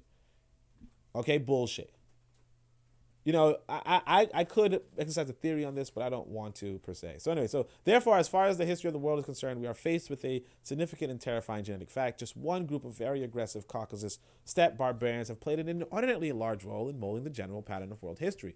The Huns attacked China in the 3rd century BC, but they were thwarted by the Qin dynasty, Great Wall. However, in memory of the hairy barbarians, Chinese civilization remained psychologically inhibited and relative to the West, that is, non-expansive territorially, which is an important question right there too. That, you know, when we talk about Chinese imperialism versus Western imperialism, that the Chinese do not now have expansive, like are not trying to expand their territory. Like if you go by a psychological mindset regard to Chinese. Now, other people can go by an ecological mindset and say, hey, you know what? Or a sociological mindset, which would be, hey, they actually need space to populate, like to keep their population, so on and so forth. Like, you know, like to sustain their population. And ecologically, again, like economically, what do they need for their civilization would be resources and all that kind of stuff. So you could always look at the motivation of the people. And then ideologically, you know, could be like the combination of the three. But again, it's a really interesting paradigm that I developed 10 years ago, right? So I just, sometimes I remember who I am. Anyway, so let's keep going. So then, then their same Huns returned to their Caucasus steppes. Then these same Huns returned to their Caucasus steppes and terrorized their neighbors and brought about the fall of Rome. They brought about the European Dark Ages following the barbarian invasions. Then, pushing the Vandals to overrun the Middle East, they inspired the religion of Islam. So you see what I'm saying? Like the Palestinians of today might not even be the indigenous Palestinians, particularly during the story of the Judaism story. Because again, the Judaism story, actually, if I remember correctly, it's about how they lost Palestine. So they lost Palestine to a different population. So to say that it could be that these are the descendants of a people who are invaders. And that's why I said I don't fuck with this religion, because it is a fucking awful religion. Like I said, and that's the thing of saying, I used to say, what did I used to say? I used to say they were Aryans, you know? And somebody was like, hey man, you need to read the fucking Bible. It's not really Aryans and all that kind of shit. They don't like Aryans in the Bible and type shit, right? But it's like, you see this. It's the same fucking, it's the Aryans. Like you might call them the Vandals, you might call them the Huns, you might call them, but it's the same group of people over and over. And I just use the word Aryans because, you know, of the modern connotation, right? But you go back to what because he doesn't mention it here, right? But it's the Indus Valley civilization is taken over by these same Aryans. Like, it's taken over by the Aryans. That's the group of people that we all know about who are the Aryans, right? But it's the same sort of Caucasus mountain people, right? The Caucasian, if you will, the Caucasians from Caucasus are essentially, they could have different subgroup names, either Vandals, Huns, Khazars, so on and so forth, but they're all one motherfucking group. And yes, this is what it is. Now, again, I obviously, some people could read this and take it with a grain of salt. I am not necessarily equipped to do that, so I'll just say that, yeah, I do have a bias.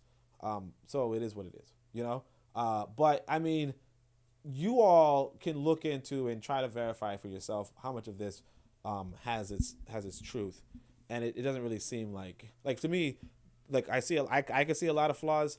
I don't necessarily see the flaws over here, because again, when you're reading something and it correlates with something else you read, right? It's probably more likely to be true or sync with you. Whereas, like I said earlier, when I was reading about the marriage situation and the polygamy versus polygyny and all that kind of stuff, and like I understood, like I had corroborating information that was otherwise, You know, like I had information that was otherwise, so I could read it. Like I could read it with that sort of thing, and that's the kind of mindset that I would encourage all of us to have. So anyway, so I say then there are some Huns returned to their Caucasus steppes, terrorized their neighbors, and brought about the fall of Rome. They brought about the European Dark Ages, following the barbarian invasions. Then, pushing the Vandals to overrun the Middle East, they inspired the religion of Islam. This resulted in the Muslim Jihad that conquered the Middle East from the Mediterranean to India, and also conquered East Africa and North Africa. Yeah, East Africa, where I was in regards to Tanzania, even had an East African region. Now, like toward the end of my time in Tanzania, I met two women from this region, Tanga. Both of them had really, really, really nice curves, but one of them, I was like she looked a little off. I ain't gonna hold you, and I was like apparently according to her, she was like 1/4 Arab, you know, which was like way too much Arab for me. But it's like the region in question might have had like an Arabic invasion, you know. So anyway, in a new guise as Khazars, they were to mold the modern Western world's technological, financial, military, and cultural geopolitical expansion, as we will see. In a new guise as Khazars, they were to mold the modern Western world's technological, financial, military, and cultural geopolitical expansion, as we will see. So he's now blaming the Jews for global expansion, which is not unreasonable, but we'll read his reasoning here. What happened to these Khazar Hun steppe people who converted to Judaism as Ashkenazism in Nazism, right, in AD 740? It should be emphasized here that the Khazars were hated by their Slavic neighbors in the Ukraine, Russia, and other parts of Eastern Europe because they were raiders and slavers. In fact, they gave the word slavery to the world by capturing and selling Slavs in truly staggering numbers, right? So he's like, the Khazars were the slavers. Now, what's interesting is this. You read, and like I said, sometimes your information has to verify something else. So one of the books I read, what the fuck was I saying? One of the books I read was, Kofi says, good talk, good hear about the programming. Appreciate it, Kofi. And he says, good talk so far. Appreciate it, Kofi. One of the books I read was 1,000 Seasons. Or 10,000 Seasons or something like that. It's supposed to be, I'm not going to do the math, but it's supposed to mean something like 500 years maybe, or 400 years, something like that. But basically, it's this story of African people's domination from Africa and to the diaspora. It's a really good author conceptually, but like one of my first complaints when I read it was that the grammar was awful. And like it kind of grows on you, but like when you originally open the book, you're like, ew, somebody wrote this, you know? But like it's a good book. 2,000 Seasons. There you go. 2,000 Seasons. Obviously, if there are 4 seasons, then it's 500 years, you know? It's 4 seasons a year, then it's 500 years, right? Anyway, but so yeah, in that book, what he calls the Muslims is the enslavers, like the slaver religion, right? I can't remember what he calls the Christians, but the Muslims he calls the slaver religion. But so now what they're saying is that now that's how we would interpret them, like the Muslims in Africa. But what he's saying is that even before the Muslims in Africa, right, you had the same sort of genetic pool, you know, because if you guys remember, Islam is around 7-Eleven, I think, right? Around 7-Eleven, because there's a bunch of restaurants in America called convenience stores in America called 7-Eleven. But so it's probably like 6 something. But here he's saying that the Khazar people in 740, which is actually after Islam, but the Khazar people convert to this religion, and they are also big time enslavers, right? Now, granted, I can't really say much one way or the other because Islam itself was a slave religion, so it's hard to attribute it to Islam like I used to, because these people are here. Of course, the Islamics were earlier, and of course, slavery was earlier than Islam too. So again, it's whatever.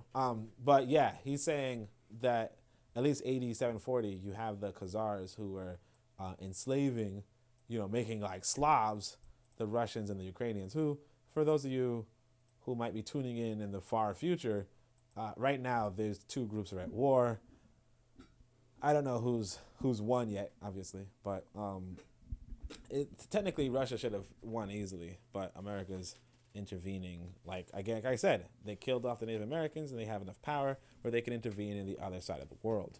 So they're not really crying about it.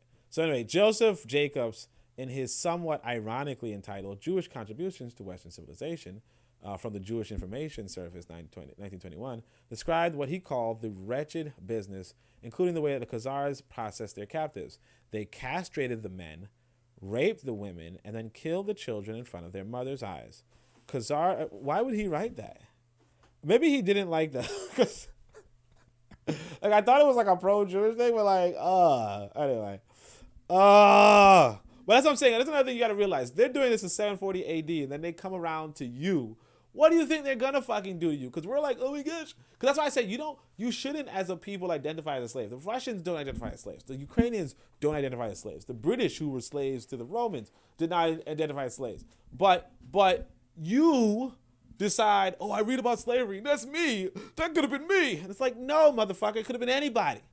But nobody else is identifying with it. But anyway, Khazars' atrocities are responsible for the chronic anti-Semitism, as one Jewish writer put it, of Eastern Europeans. Yeah, it makes sense. Now again, like you should have Eurasianism based off of because they did the same shit to you, but it is what it is, right? After about 5 centuries of terrifying the Slavs, the brief, and I want to say this though, you see, it's not too bad to read these white folk, because a lot of times you're not going to read this stuff in black text, unfortunately. A lot of us do not publish this sort of text that describe the atrocities of the whites in such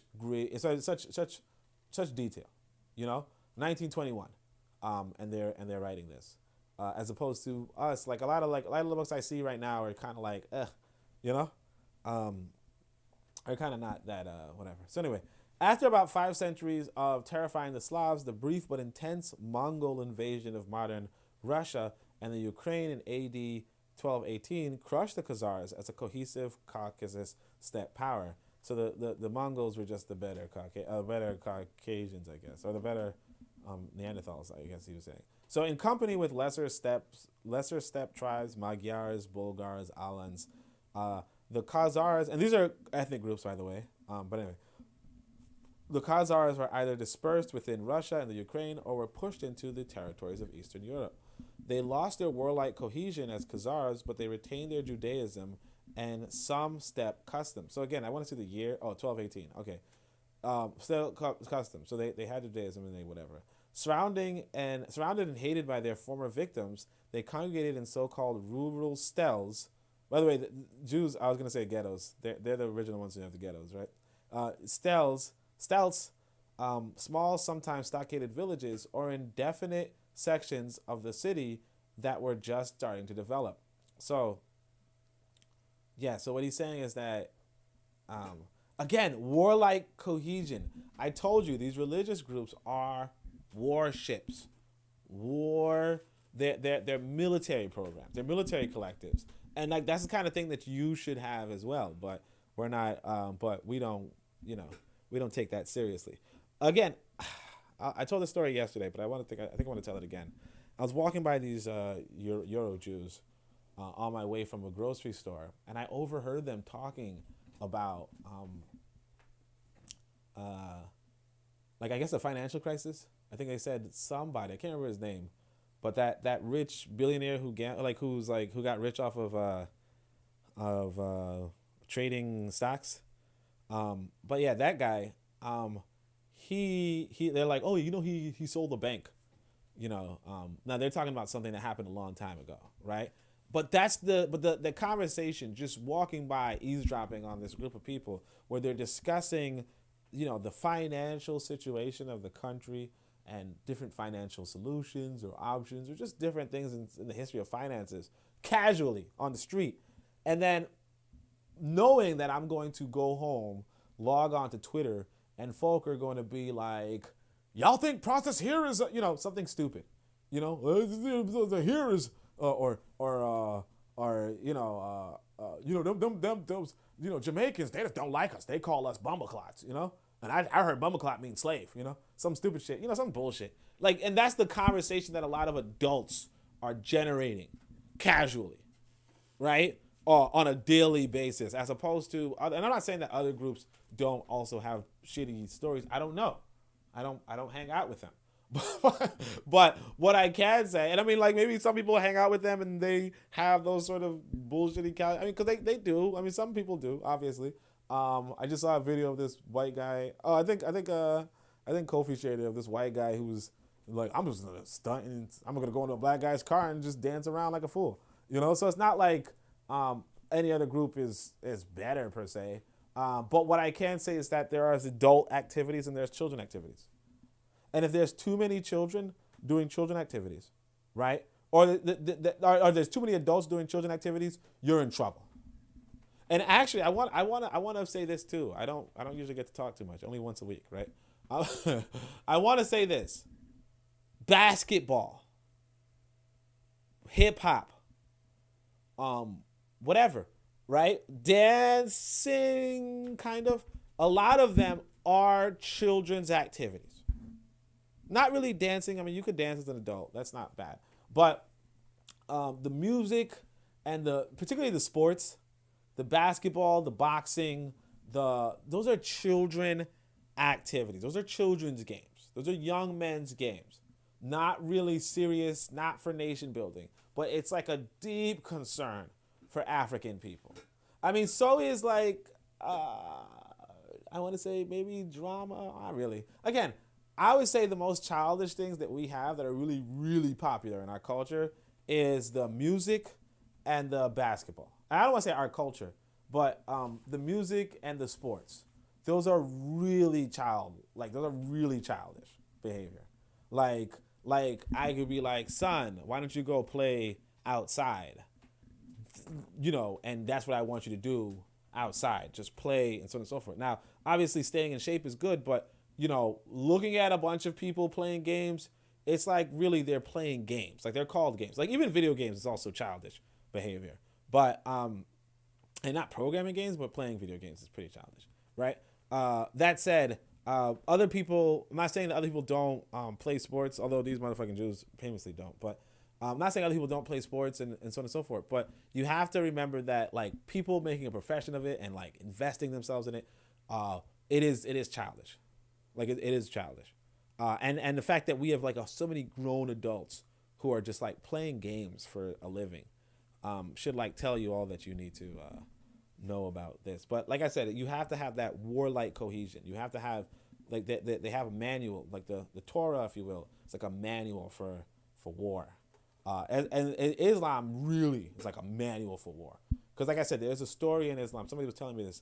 There's a story in Islam where the guy is like, I'm going to use this small Arab group to conquer a kingdom by putting another kingdom against them and then fighting the remains. Like it's like straight out of a military textbook. But like that's like in their religious book that they're like reading, like they memorize the fucking Quran. Like I said, I don't think people could memorize the Book of Power, but that would be a good thing so far. That would be a good thing to do. So we got some people dropping off because it is a long podcast.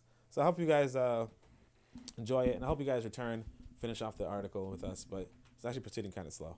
Anyway, let's keep going. The Ashkenazi Jews, enclaves. Okay, so let's say they lost their warlike cohesion as Khazars, but they retained their Judaism and some steppe customs. Surrounded and hated by their former victims, they congregated in so-called rural stelts, or indefinite sections of the cities that were just starting to develop. These Ashkenazi Jewish enclaves became the Jewish ghettos of Eastern Europe. The Jewish ghettos of Eastern Europe. Yeah. So and again, these Jews don't identify by ghettos, but for some reason black folk do. It's ridiculous. Black folk, I almost want to say black folk in America, but no, a lot of black people around the world identify. But again, that's probably my bias from America, where I see mostly Americanized or American exposed black people. You get what I'm saying? But anyway, so because they were outnumbered and surrounded by because like even that, like in Tanzania, I can say this: I didn't really see people identifying with the ghetto or poverty per se. You know what I mean? Like, yeah, I didn't really see that too much. People were poor, but they didn't identify with poverty. There was one woman who thought that she was in a sort of ghetto. She's actually also the woman who attacked me, but it is what it is. Like, you know, the cost of learning is the cost of knowledge. Like, now nothing is free. But yeah. You don't see people identifying with like, oh yeah, we're poor and terrible people. And realistically, if you do find black people identifying black people as poor and so on and so forth, a lot of us are Americanized, you know? And so, I mean, a part of it is good in the sense of, well, geopolitically, maybe we are impoverished as a people, you know, and there's something to be worried about and there is so on and so forth. But part of it is also, well, you know, it's really the American conception of wealth and you know, like what is wealth and what is poor and all that kind of stuff. I could articulate deeper on that. I would say that there should be a stronger emphasis on machinery and building our own machines. But that's all I would say to, you know, make the conversation interesting. But you guys get what I'm saying. So the Ashkenazi Jewish enclaves became the Jewish ghettos of Eastern Europe because they were outnumbered and surrounded by their former victims who hated them. They had to give up Khazar-style armed aggression. In order to survive, they developed a veiled pushiness combined with hard work, utter disdain of the values and customs of their neighbors, and a will to survive and succeed by using their Neanderthal traits of logical intelligence, materialism, and skill with numbers. So he's like, hey, the Neanderthals are actually pretty good at, you know, all that kind of stuff. But like, just imagine that if this was even true. Like, imagine that there is a beast, like there's like a human-like, like let's say there's like a gorilla with like human-like intelligence who might actually be really good at math and shit. And building stuff, and this gorilla hates your fucking guts because you're a human being. Now, eventually, you do win. And that's why I say, like, one of the theories I want to run with is like, what if these hybrids were a weapon? Like, humanity's greatest weapon against its greatest threat was the hybrid, like the bastard children of that threat. You know, the half gorilla, half human was able to take out the gorillas. You know. And they were used as a weapon, and so like it's a pretty interesting concept. I think I should write it out, flesh it out, make it seem palatable, make it seem thing. But I think that would be a good storyline and some sort of story, because it really does. Like I think it was Buana, in fact, inside of the Shoot the Breeze one time, who was like, if these motherfucking gorillas were so powerful, how did humans win? You know what I mean? Like the evidence seems to be that the humans won through using the whites, well, Europeans, the hybrids. And so the hybrids might have been a weapon that, you know, we Africans used to destroy the big threat or destroy one of the threats in the location. Now, I wouldn't say that's completely true, obviously, because the real story of history goes that Africans themselves would kill the motherfucking Neanderthals. You know, but it's also worth, you know, understanding that like these Huns and these hybrids also probably played some sort of role too. But anyway, but I mean like again, like I said, the whole dragon story is like really like Africans would be like, yeah, fuck this, man, let's go kill some motherfucking animals, you know. Let's go hunting, you know. Anyway, so by the way, hunting is one of the fundamental qualities of humanity that qualities of life that I've articulated in one of my earlier texts too. So anyway, so they more or less changed one of their own genetic and cultural traits. In order to survive, they began to treat their women a bit better than they had on the steppes. Back on the steppes, a woman had less value than a good horse, but it was naturally a male-dominant kind of caring that slightly improved the woman's materialistic welfare while preserving a sense of male superiority. The result was a sort of maudlin sentimentality about mothers that restricted female social interactions of any cultural importance. Starting in the late 1870s, the Eastern European Ashkenazi Jews emigrated to America in huge numbers and settled mainly in New York City. No, I'm joking, New York City. Yeah, I know, like, they're like my neighbors, so I gotta be careful, right? They're gonna like, I see one of them like tying up a rope. I don't know what the fuck that means, but you know, I don't have the African American background, so I don't know what the fuck they think. I don't know who they think they're threatening. It doesn't doesn't put no memories for me. No, I'm joking. There were lynchings in Jamaica too. All right, but so from there they spread to Florida and California, Hollywood particularly, where among other things they started America's media and movie business. They put their Neanderthal traits to quick and effective use. Although they represent only about 4% of the U.S. population, they account, no pun intended, for 35% of all corporate VPs and CEOs, 30% of all university professors, 30% of all media reporters and editors, and 35% of all American millionaires and billionaires. These figures come from Charles E. Simon's A Certain People, America's Jews and Their Lives Today from 1984. Yeah, I mean, like, and again, that's a possibility. And that's why I say, like, with us as African people, we can, or African diaspora, or even, us as African people, right? Or those of us with a mentality towards, I like to call us the Ancobia, if you will, we can be 4% of Africa's population, 2% of Africa's population, and still make up 35% of the corporate VPs and CEOs, 30% of all university professors, 35% of the Africa's millionaires and billionaires. We can do, or even 50%, 70%. We could have, like, what the program in the Book of Power is explaining, right? Is this Boka Waset Na Keru. This idea that you as the Keru, right, can be the upper echelon, the ruling class of a country if you organize well. And of course, you as the upper class or the ruling class can be beneficial to the general people at large. You know, I'm not going to say the Jews are, the CEOs that we know of are necessarily bad for white Americans.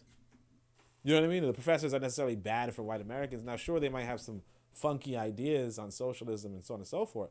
But for the most part, like if they're just doing, like, for instance, Einstein is a mathematician. He's not a physicist. He's not a bad person for the European, for the white American. In fact, he might have saved their asses in World War II. He might have helped save their asses in World War II. Or like, even like when we talk about the different media involved, I mean, some of the shit that we see on TV is funny as fuck. You know what I'm saying? Like, it's entertaining as fuck. Or if some of them like have sports teams, you watch the basketball game, it's good, it's not bad for the white American. I mean, and some maybe you could argue it's bad for the black American. I don't know, but sometimes, if you like basketball, like, I don't know. I mean, I don't personally, but you know what I'm saying? What I'm saying is that, and I'm saying this not to excuse them as a group, but more to say that when you hear me say we go to Africa and we might be a part of the ruling class, right?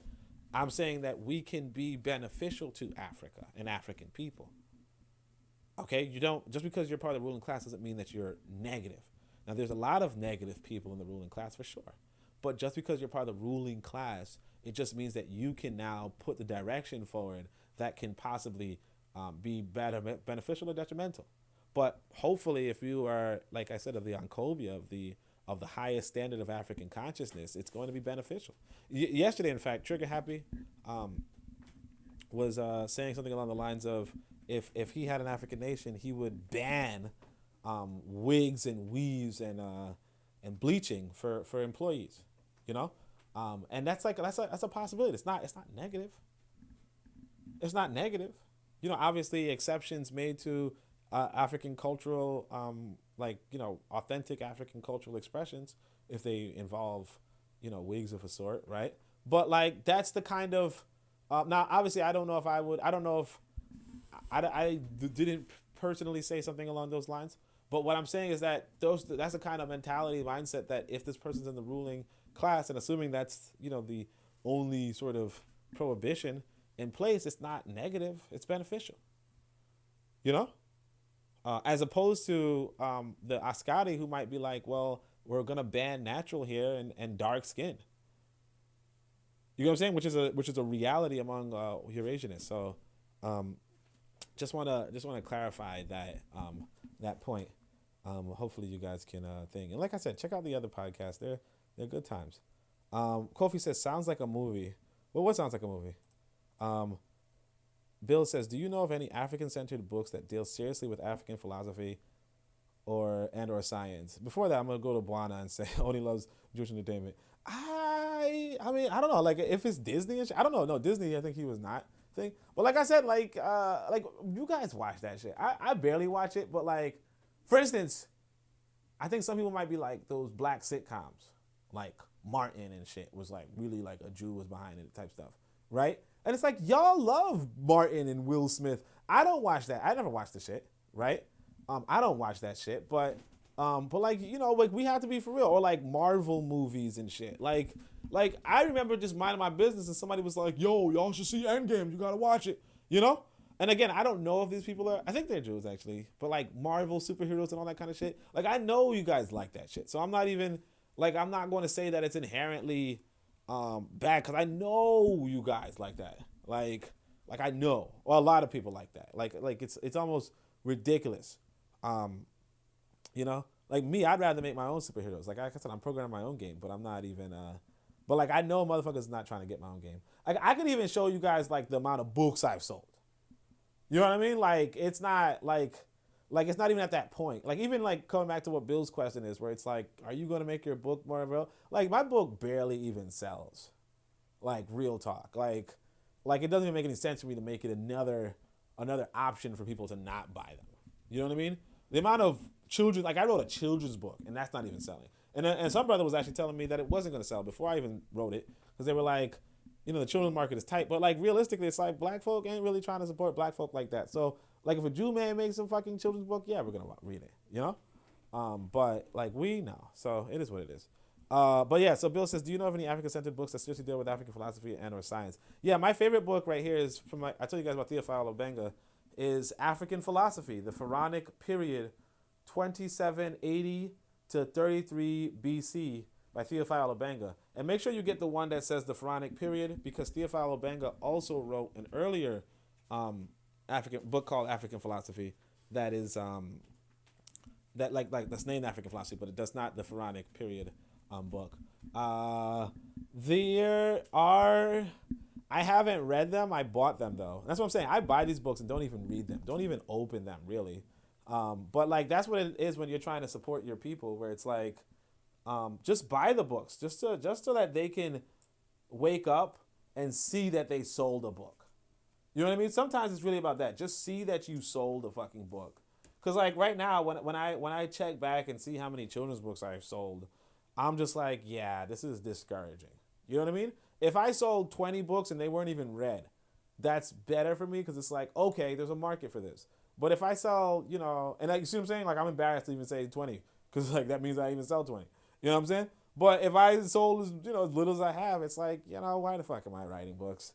Like what's the point? So I would say even if you can't carry the book around, just buy it so that you can tell the author, yeah, I like what you're doing. You know what I mean? And I want you to do it more. But so I don't read these people's books. I have them. I don't really whatever. But Ife Kilimanjaro and TDKA Kilimanjaro, they have a whole publishing company, University of Kemet Press. And so they have multiple books right here in my hand. I have the book Ma'at. They also have African K-12, Building Applied Science and Culture Schools.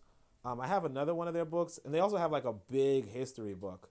So, yeah, that's the, like, there's a lot, like those people, Theophile Obenga, Kilimanjaro, although I never read his stuff, so I can't really vouch for it, but a lot of people vouch for their stuff. Let me see. He says African philosophy and or science. Oh, another guy I like is Adu Rafo. Adu Rafo is on, like, you can read all of his stuff online. So he's pretty cool too. Let me see if I can find it.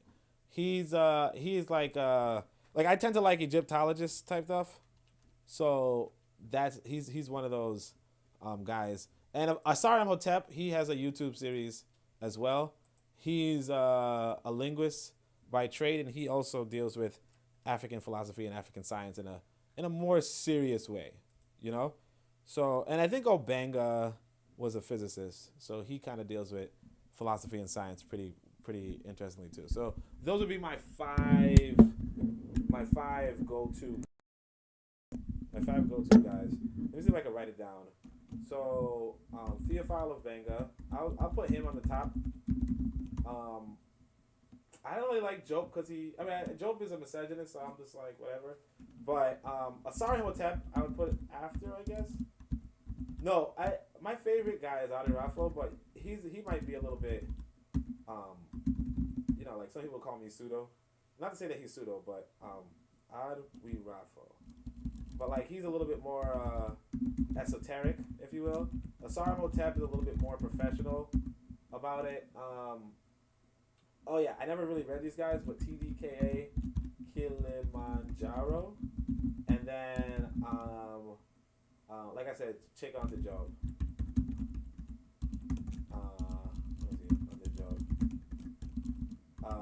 These 5, like they're really for like you put them in your library. Like I said, you could go onto LibGen and you could get a couple of their books, but you probably can't get most of their books. Like University of African Press, you probably can't get their books, but you just kind of just buy it. It's gonna be expensive, but just buy it and keep it. I still haven't even opened my copies, but it's like support people while you can. Get your editions while you can. Looks like I'm down to 1 viewer though. That's pretty interesting. Stopping and talk about books is not the move. Press, you probably, yeah, but I think it's also because it's like 2 hours over. But we're gonna try to finish this today so I could not do this again tomorrow. But anyway, so let's go. In short, they became inordinately influential in American society. It should be said in fairness that there has been many recent attempts to discount any Neanderthal or other racial proclivities in modern humanity, always conveniently undefined. Most of this research has been undertaken since The Iceman Inheritance was published in 1978, and Chosen People from the Caucasus was released in 1992. So this article that he's writing is after 1992. All right. But although it's an appendix to something. So anyway, these political correct stories have, of course, been highly promoted, and especially on North American television and in North American newspapers and magazines. Typically, they involve complicated statistical analysis of DNA genetic comparisons. Whether these studies are sciences or pseudoscience is a matter of highly controversial opinion. Most of the public cannot grasp the difficulties of making DNA comparisons between living people and ancient human populations. Then, too, statistics are so easy to manipulate and distort that they can usually be made to prove whatever the researchers wanted to prove. As someone once put it, first comes lie, then damn lies, and then statistics, right? It's another thing I was saying about, genetics and so on and so forth. So obviously the Iceman Inheritance and Chosen People from the Caucasus has very definitely placed me on the current politically incorrect side of the matter. My view is that the truth will become, and it's fast becoming since year 2000, quite clearly to most people, and in spite of all the statistics and propaganda that have been so well disseminated by media since about 1980. So I think this might be even after the year 2000. I don't know what year he wrote this. But some people are saying, because there's another, ironically, a Jewish author, Jewish professor. His name is, I can't remember his name. But he was also talking about humans and the Neanderthal, but he also has some old bullshit reason for Neanderthal, blah, blah, blah. Anyway, so just again, white people are just going to be white people, regardless. Marcus Garvey told us, there's no white person with love for Africa, really. And you just got to, just take that into account. Let me see what the comments are like. So I got 2 people. Oh, no, Kofi. Kofi is usually, before I end, is going to tell me it's a good stream, which is nice. But, like I said, I usually don't have streams this long. Oh, maybe I do. I don't know. But I tried to, I started going under 2 hours, but it is what it is. So this gradual triumph of anthropological and genetic fact is not because the so-called truth somehow has some mystical and omnipotent power to manifest itself. So this gradual triumph of anthropological and genetic fact is not because the so-called truth somehow has some mythical and omnipotent power to manifest itself. It is a matter of self-evident events, common sense, and clear dangers to our world's continued existence. People have begun to realize that for some reason, Caucasians have expanded all over the world at the expense of other races. This reason cannot be high level of so-called intelligence because our own Western IQ tests show that Far East Asians score on average about 10% higher than Caucasians do. So again, the whole IQ thing is not a real thing, but this white boy is going to use it for whatever reason. So it is what it is. Iceman Inheritance, the expansion of Neanderthal Caucasoid Western influence. So I can't really, so this is a map. You guys can't really see it if you're listening. But it's like, by the way, if you're listening, you can always sometimes minimize, but basically cut through Central Europe type thing, or a large part of Europe. They're going to say Neanderthal homeland from 100 to 30,000 BC. And then they the expand between 30,000 and 1500 BC to the neighboring parts, kind of taking over all of Western Europe, pretty much, or all of Europe. Then the Euro-Arabic Western expansion is a little bit bigger. It's between 1500 BC and AD 1400, which is, again, 3,000 years. And then the European colonial expansion goes over northern, western, and eastern Africa, as well as Southern America and North America and much of Asia. Actually, I think this is Russia. I'm not 100% sure. Maybe some of China, and then Western colonial technological cultural expansion from AD to the present is the white thing. So it's to say that they technically took over the whole fucking globe, I guess. And then modern resistance to Western expansion and colonial based upon borrowed Western cultural, political, and technological developments. So there's also sites of resistance against the Neanderthals, which are mostly in Africa. Some are in Northern America, apparently, and a lot of them are in China. So that's another thing that, one of the questions of, what about China? What about China and its interaction, its engagement with Africa? And it's like possibly Chinese people as the bulwark against the Mongolian expansion, while also partially being heavily descended from Genghis Khan himself, right? Right? They are there. They might be a resistance against the West, an underrated resistance against the West. Oh, there's also one in I can't remember what South American country it is, but it is what it is. But it's unimportant. Like when you check back to this video, you can look at the video and just minimize whatever you're doing or pause the video audio and look at it and then look away. But it's pretty whatever.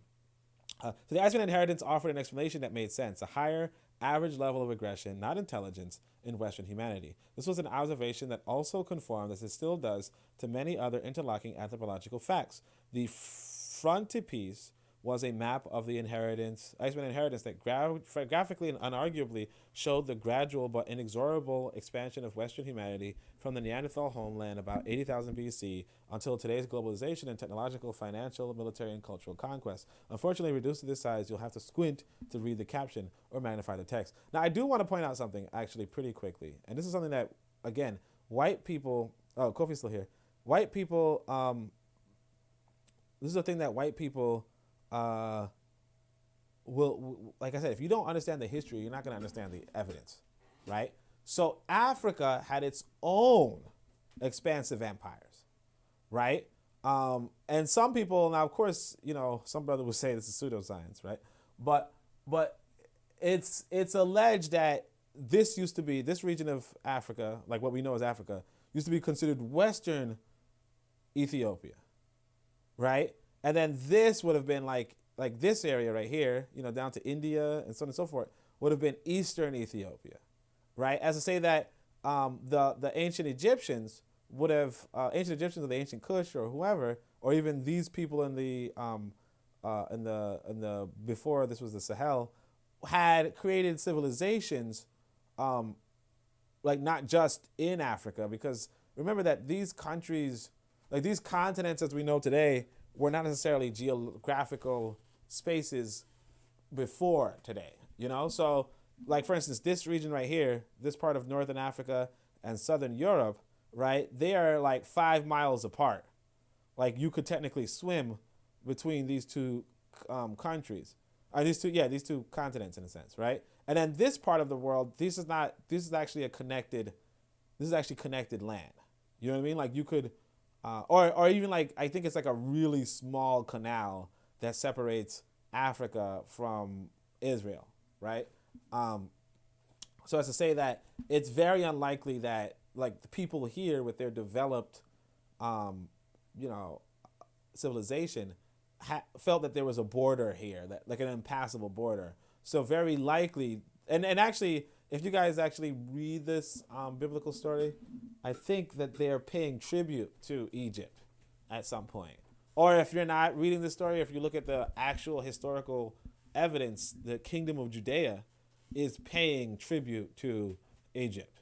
So as to say that Egypt had to colonize them. So, and I say this to say that it's not that the Western European has greater aggression, maybe greater savagery. But it's not necessarily the case that he has greater aggression. It's the case that you lost a war against a savage people. You see what I'm saying? It's the case that you lost a war against a savage people, but they had lost wars against you, but you were not necessarily savage with them. So there's that. So it's kind of like if I capture a lion, right? I might not eat it. You know what I'm saying? I might not beat it. But if a lion captures me, yeah, I'm like a dead man. You know what I mean? Like I'm a dead man. It's not like they have different capacities. You know what I mean? Like I could teach a lion to behave and then that lion might fucking kill me, right? Or that lion might just be behaving, or the lion might just whatever, right? But like a lion captures me is different. So you got to remember that I don't want, because one of the things that white people are going to do is they're going to say, hey, you're not as aggressive. And Cheikh onto Job would be the same, say that you're not as aggressive. But I already told you guys that there's stories from Europe of quote unquote dragons terrorizing these people, right? And the dragon story is this story of these people with, and like, so one of the things that people know about African, like the quote unquote Mandinka, if you will, I don't know, but some early Africans even before that, right, would have dragons on their armor, as well as these people, China obviously, have dragons on their armor. And so the story that the Europeans understand is that this population would go into this population and kill people, which is very aggressive. Now, there is a story from ancient Egypt of this Ethiopian who sends away the Persian, I think, or no, like, hey, you're just lucky we don't want your land because we could take it easily, right? So there is that, but again, like, that there is something to note in the sense of the people of Kush, right, Kemet, if you will, or the people of Kush form a colony of Kemet, and then people in Australia, like again, it comes into the pseudo history, but it is logical. But it comes to the pseudo history where they say that a lot of the ancient cultures in Australia look like it might have worshipped black folk. The ancient cultures in China look like it. The ancient cultures in India look like it. The ancient cultures in Southern America, like the Olmecs, look like it. Now, obviously, some people would say, well, the Olmecs probably look like Mexicans too, but it's possible. But like the other thing that you also see in the Olmecs is the pyramidal structures. So again, it goes into the pseudo history, but it really goes into, what is the logical conclusion to seeing black faces on 6 of the 7 continents? Like what is the logical conclusion there? It's not conclusive, but it seems to lend to this idea that it's possible that the original colonizers, the original aggressors, could have been this African population, but eventually they lose to these people, and that just causes a clusterfuck, But of course, as far as these people being objects of war, it is what it is. But and again, that comes back to technology. So you remember that I want to get this button, organize, technologize, and strategize against Africa's invaders, right? You have to remember that, so on and so forth. And another thing I want to say is that, remember in the Book of Power, the backside of the Book of Power, this is why I said it's an accessory. The backside of the Book of Power has Nitayetu, which means the world is yours. Okay? The world is ours, right? Oh, I'm learning Swahili. All right. The world is ours, right?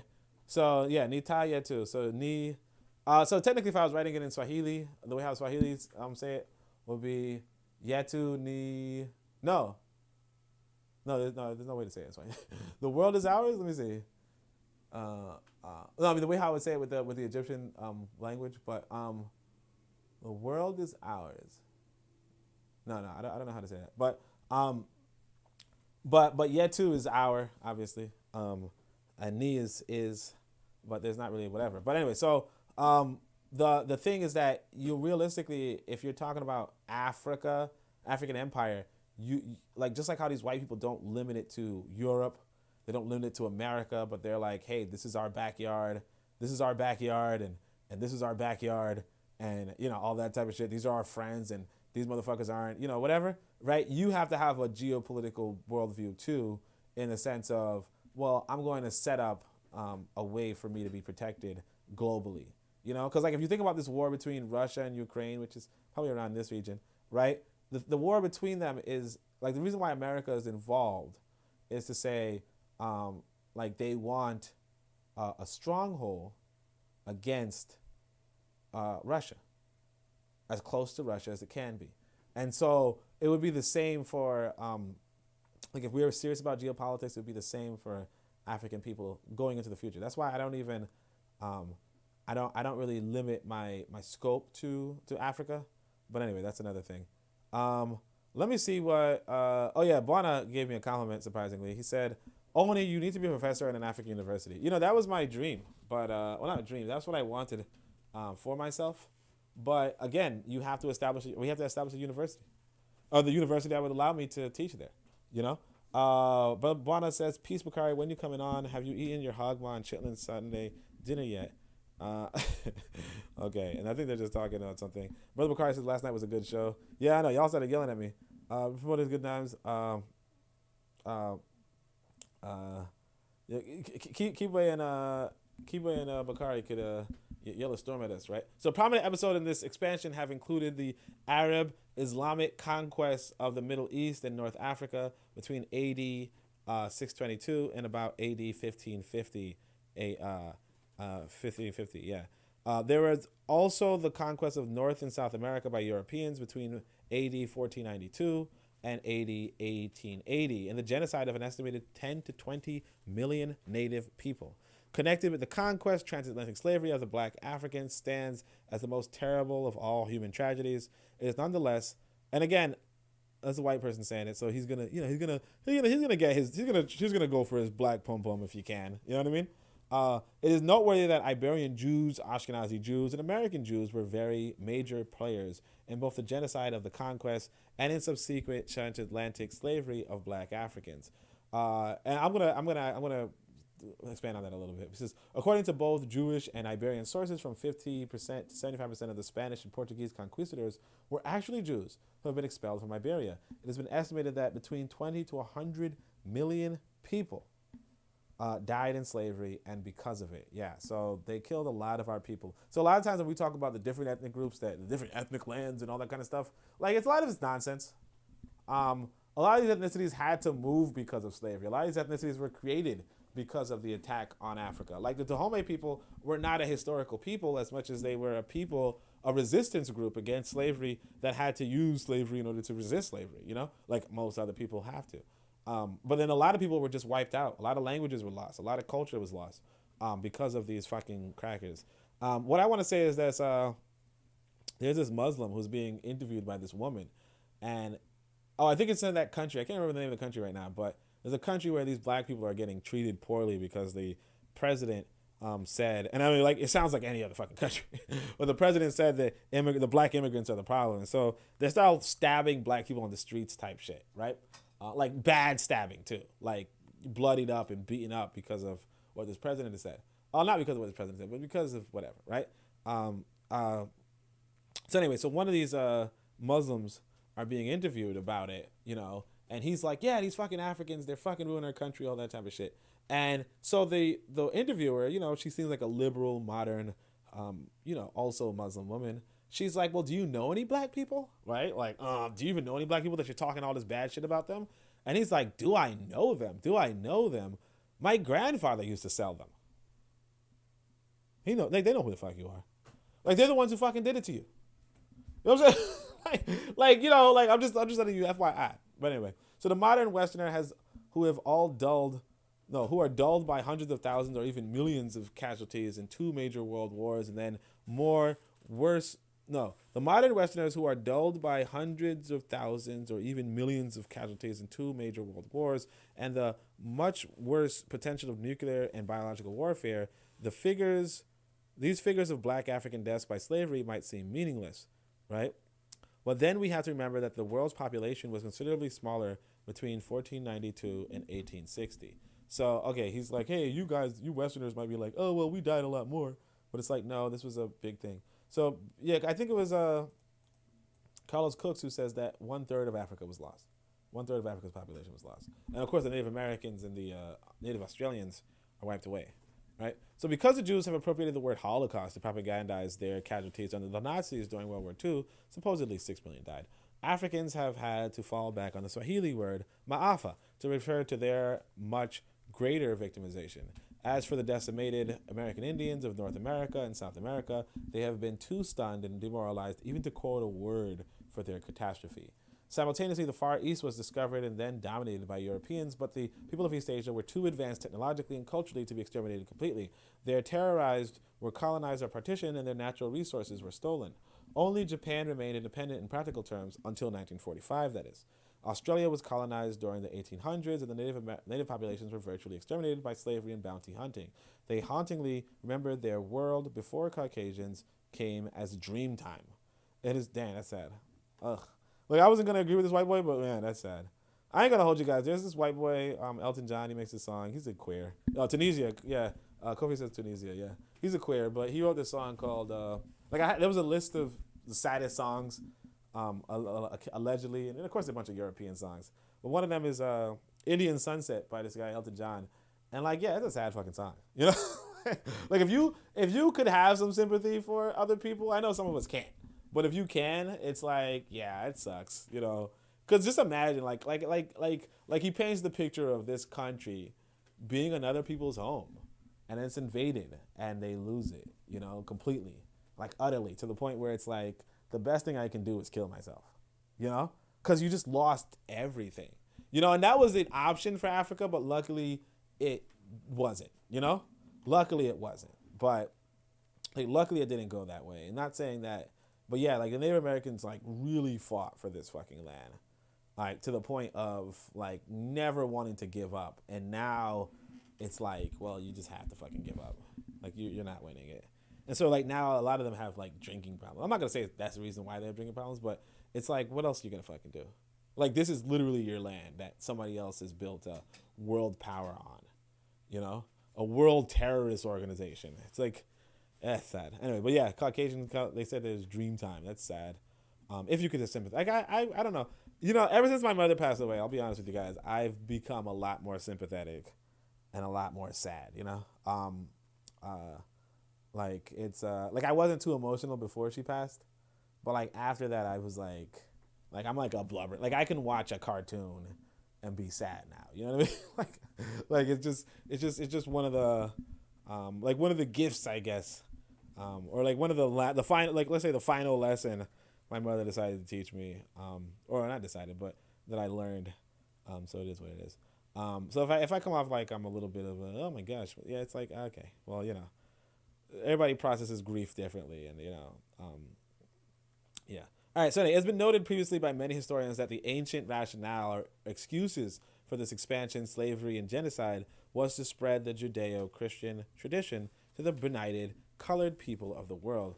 Oh yeah, so a lot of people would say that the reason why they colonized people was to forgive them Judeo-Christian. He's like, you see that? All right. After 2,000 years of unremitting brainwashing of Christians using the Bible, including Paul's historically bogus New Testament, he said historically bogus New Testament, right? This supposed Judeo-Christian tradition still dictates the United States and some Western European anti-Arab and anti-Islamic policy in today's Middle East.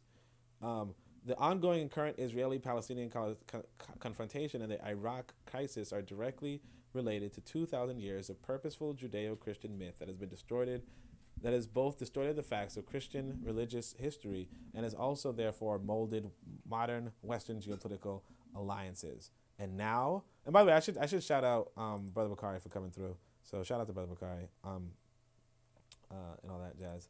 But let's see. So we're going to try to finish this shit because I want to go into the freaking Bible next week. I don't want to do this again.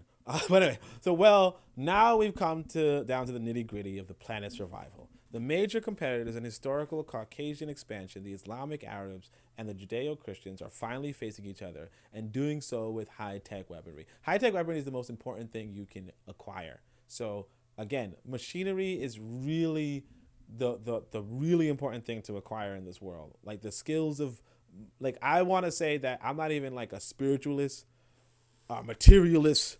I want to be a machinist. Okay, if you want to do something like machinery, there's not spirits greater than man, but there's machines that are greater than man. You know what I mean? Or machines that can become greater than man. Let's say it that way.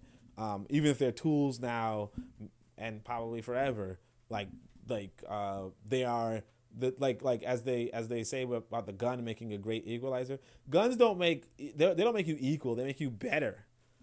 You know what I mean? They make you better than the next person. You know, I think there was a video. I can't remember who. Oh yeah, I was looking at this 2A channel or something like that, and they had a video of this this woman who accidentally shoots. No, this woman who shoots this man. Basically, some man is about to get jumped. She's an off-duty cop. She what happens? Oh, she breaks up the fight because she's like, I got a gun. I don't give a fuck, right? They stop attacking her, and then the guy. She's explaining to the guy how she has a gun so she can protect. So she's not afraid or whatever. And the guy in question attacks her. You know, like he tries to steal the gun from her, and she's like, "Stop, or I'm going to shoot you." And then he continues to try to wrestle her, and then she shoots him. And so the conclusion is, oh, guns are the equalizer.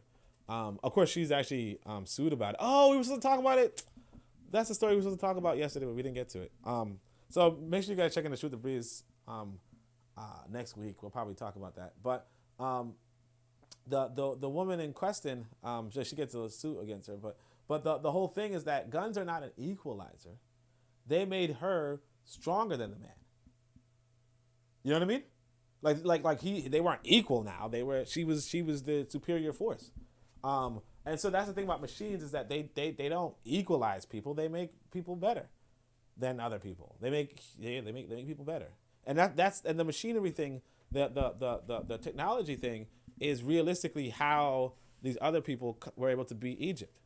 You know, because Egypt had the best fighting force, sure, but then when the Hyksos, if you will, developed a faster chariot, right? That technology made them the superior fighting force. And eventually, of course, the Egyptians developed better technology and they defeat the Hyksos, but then the last group, the final group to defeat to come against the Egyptians was it's the people that I call people Aryans, but it's pretty much like an Aryan group. I can't remember the name of them, their civilization. But they came with iron, with a modern iron army. You know, like 100,000 ironclad soldiers type shit, right?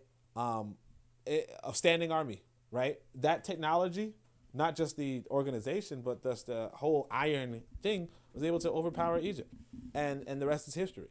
So it's technology is the most important thing. Now you might say, well, iron weaponry is not machinery. Maybe you could say that. I don't know, but you guys get what I'm saying. The main thing is technology. Either way, let's go. So the major competitors in the historical Caucasian expansion, the Islamic Arabs and the Judeo, so-called high-tech weaponry.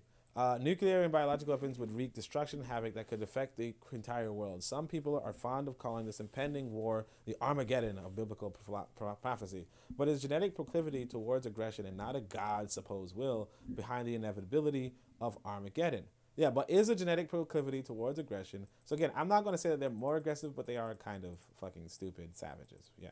Initially, the Islamic Arabs expanded through the Middle East and much of Asia, and initially, too, the somewhat later European maritime expansion avoided the Arab-Islamic sphere of influence in the Middle East. But during the last near century or so, it has become quite evident that a certain group has been inordinately instrumental in the establishment of modern Israel in the Middle East, the Balfour Declaration of 1917. The same group has had an inordinate influence in the development and deployment of nuclear weapons. 1940 to 1945, and deployment 1945 to 1960s of nuclear weapons. This certain group orchestrated the actual proclamation of Israel's existence in the Middle East in 1948, and is disproportionately influential in the financially motivated rampant expansion of modern Western industrialization all over the world, 1960 to the present. Let me see something. Wait, I'm sorry. This is here's a lot of parentheses and stuff, and I'm actually getting tired. I'm not gonna hold you guys. You guys know I stand the entire time I'm podcasting, and my body is not as strong as it used to be. Orchestrated the actual proclamation of Israel's existence in the Middle East, and has been disproportionately influential in the financially motivated rampant expansion of modern Western industrialism all over the world. This certain group is active throughout the West, but has been most influential in the United States since about 1870, and technologically, the exponential expansion of Western industrialism has been fundamentally and increasingly dependent upon the exploitation of Middle Eastern oil since about 1960. Now, again, when we talk about this certain people, we have to remember that even YouTube is considered a platform that this certain people operates from. So it's like we all like YouTube. We're all fucking using YouTube, right? And it's like, yeah, of course this motherfucker is going to be a billionaire or a millionaire or whatever because of making something that we all fucking enjoy, right? Now, granted, somebody else might have made something that, like I said, like when it comes to Google, for instance, Google is something that we all enjoy, and it might be, I think it's actually by the same certain people. But there were search engines before Google. There was, like I used to use Lycos, and I didn't want to use Google. I didn't want to use any of these mega search engines. But somehow they have the media flack or the media whatever, or the schools, and they have the access and they have the network so that they can, because I remember people were trying to convince me to use Google, and I was like, no one's going to use that shit. We got Yahoo, we got Lycos, you know? And it's like, yeah, no, like people, like black people were being used to influence me. Like regular schmegular black people. So it is a thing.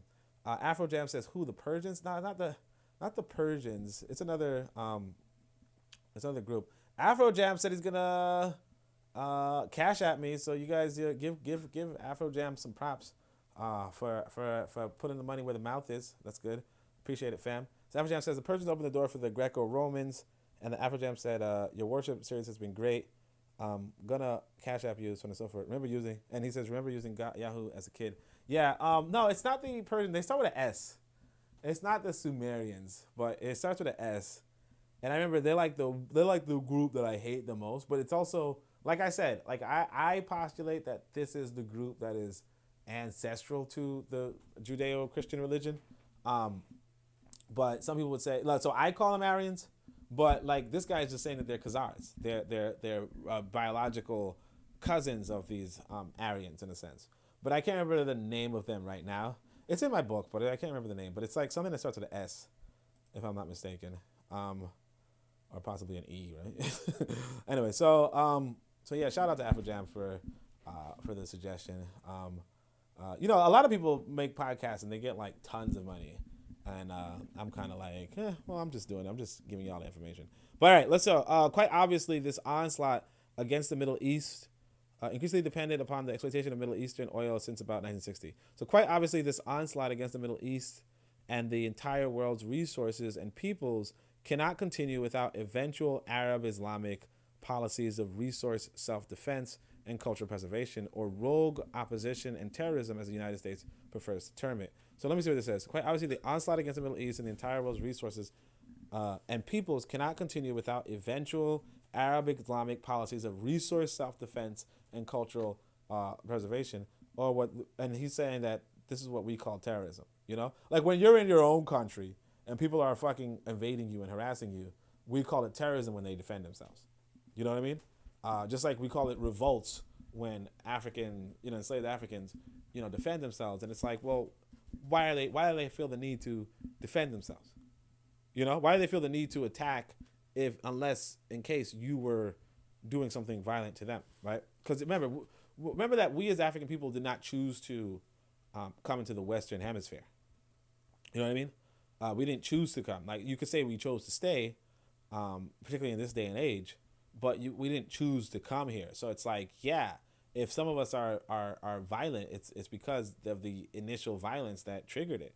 It isn't at all surprising that violent reaction to late 20th century Western aggression has manifested itself most forcefully among highly vandalized Arab, Islamic, Middle Eastern people. So now he's saying that the Muslims are also like of the vandal disposition. So again, the subtext here is that African people are less aggressive, more peaceful, which is like a myth that a lot of African people are pushing themselves.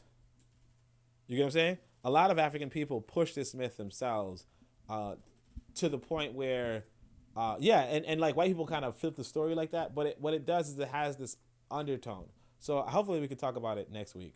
which I'll try to be briefer next week so you guys can whatever. But anyway, so it isn't all that today. They are themselves just as aggressive, chauvinistic, and xenophobic as the certain group of people who have played an inordinately influential role in molding Western policies. Except for the Vietnamese, the Muslim Arabs and Palestinians have borne the brunt of that certain group's aggressive machinations since 1950, right?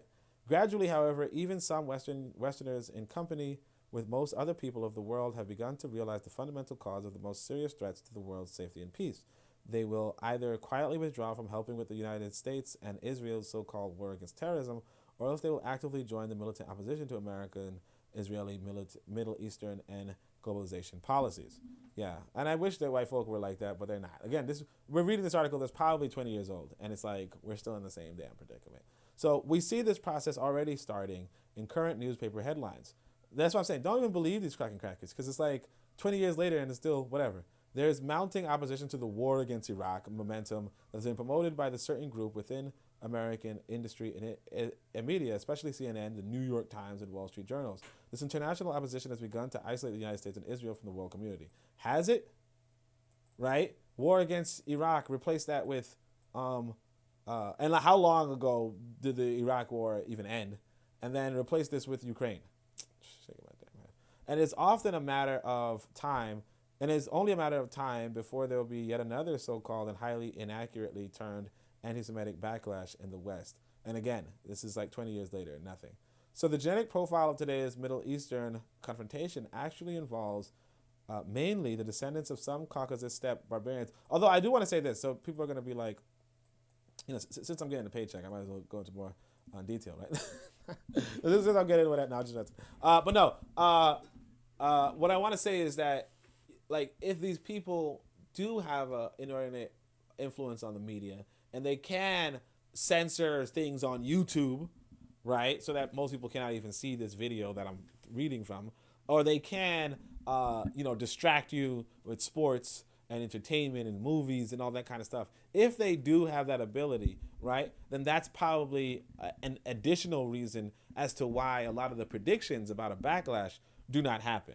Because if they can control the information and they can distract you and they can make themselves seem like the good guys, right? Because a lot of times you'll watch these comedies and then they'll make a random Jew joke and you're like, who's the fucking Jew here? Like, why? Who's that audience for? But it kind of makes them irrelevant people and all that kind of stuff. And of course, they're the central figures inside of the religious documents. On top of that, that said, like it's possible that, and that's why I'm saying like things do not happen formulaically, but they happen, but they happen. You know what I'm saying? Things happen, but what will happen tomorrow cannot be foreseen per se. They can be influenced, but it can't be foreseen. You know, so that's another thing. So the genetic profile of today's Middle Eastern confrontation actually involves mainly the descendants of some Caucasus steppe barbarians, Jews, initiating financial, military, territorial, and cultural aggressions against descendants of yet other Caucasus steppe barbarians, Islamic Arabs. No wonder the conflict is so merciless. Basically, you have Neanderthals versus Neanderthals. Assyrians, there you go. That's the name. Why did I think it was what letter did I think? I thought it was an S, right? Yeah, the Assyrians, they're the ones. They're the fucking worst. But like I said, I think they're Aryans, and I think these Khazars are Aryans. I think they're all Aryans, and they created an Aryan faith that we are now following like tools. A lot of us are following like tools. Fortunately, most of us aren't. Well, not. I mean, most of us in the chat, I guess, aren't. I don't know actually, but yeah, it's a thing. But yeah, you could see it's these Caucasian steppe barbarians and the other Caucasian steppe barbarians, and like this, I think is probably more true than otherwise. And of course, the thing that people, because even though these people are technically, converts, right? They do have a genetic resemblance if you look at the genetics of it. But of course, if you trust the science in a sense, right?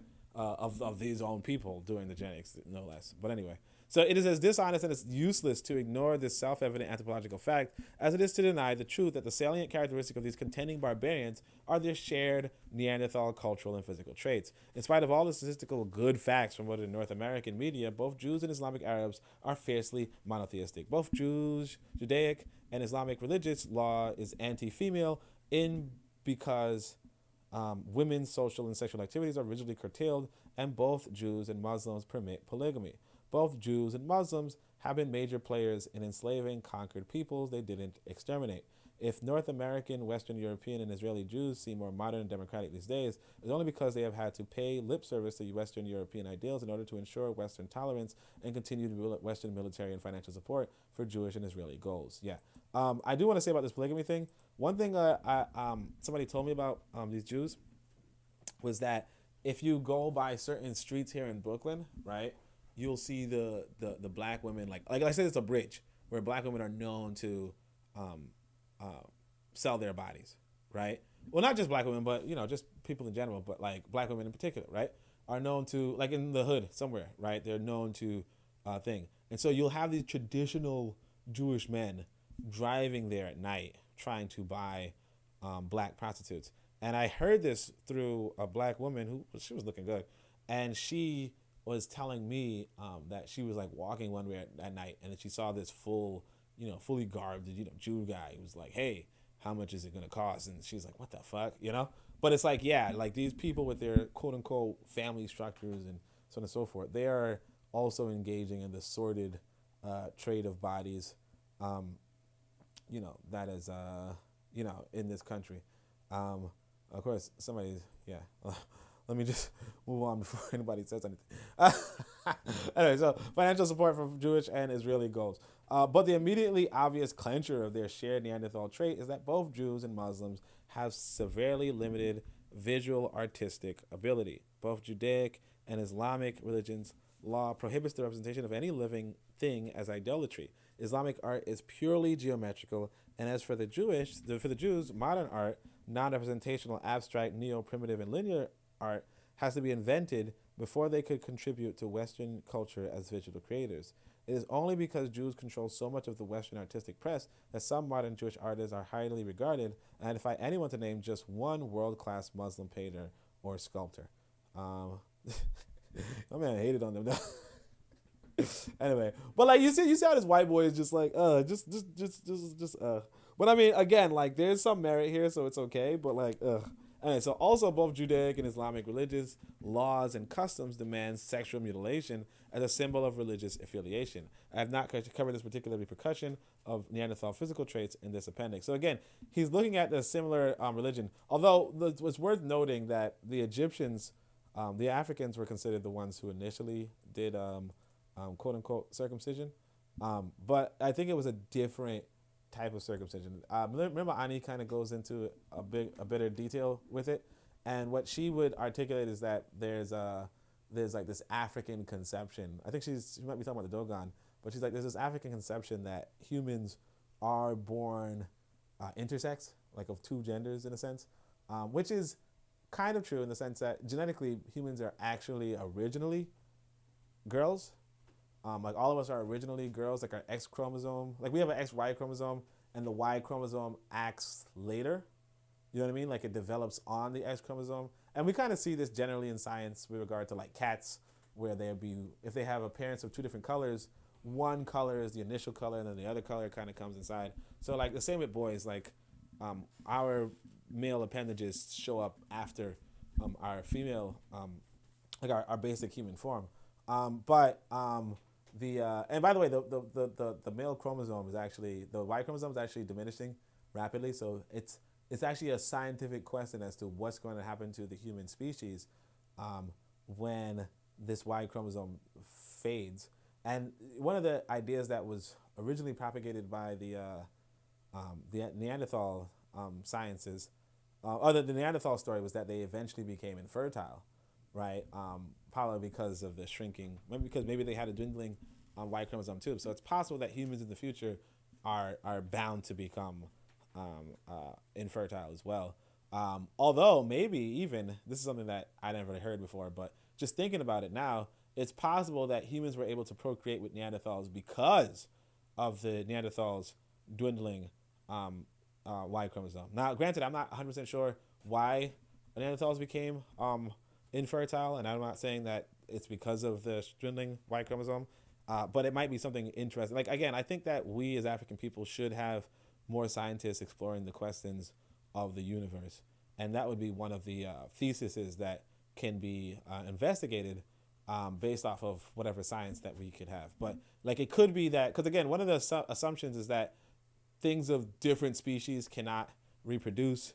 And if they do reproduce, they might be infertile, or they they can't produce fertile offspring.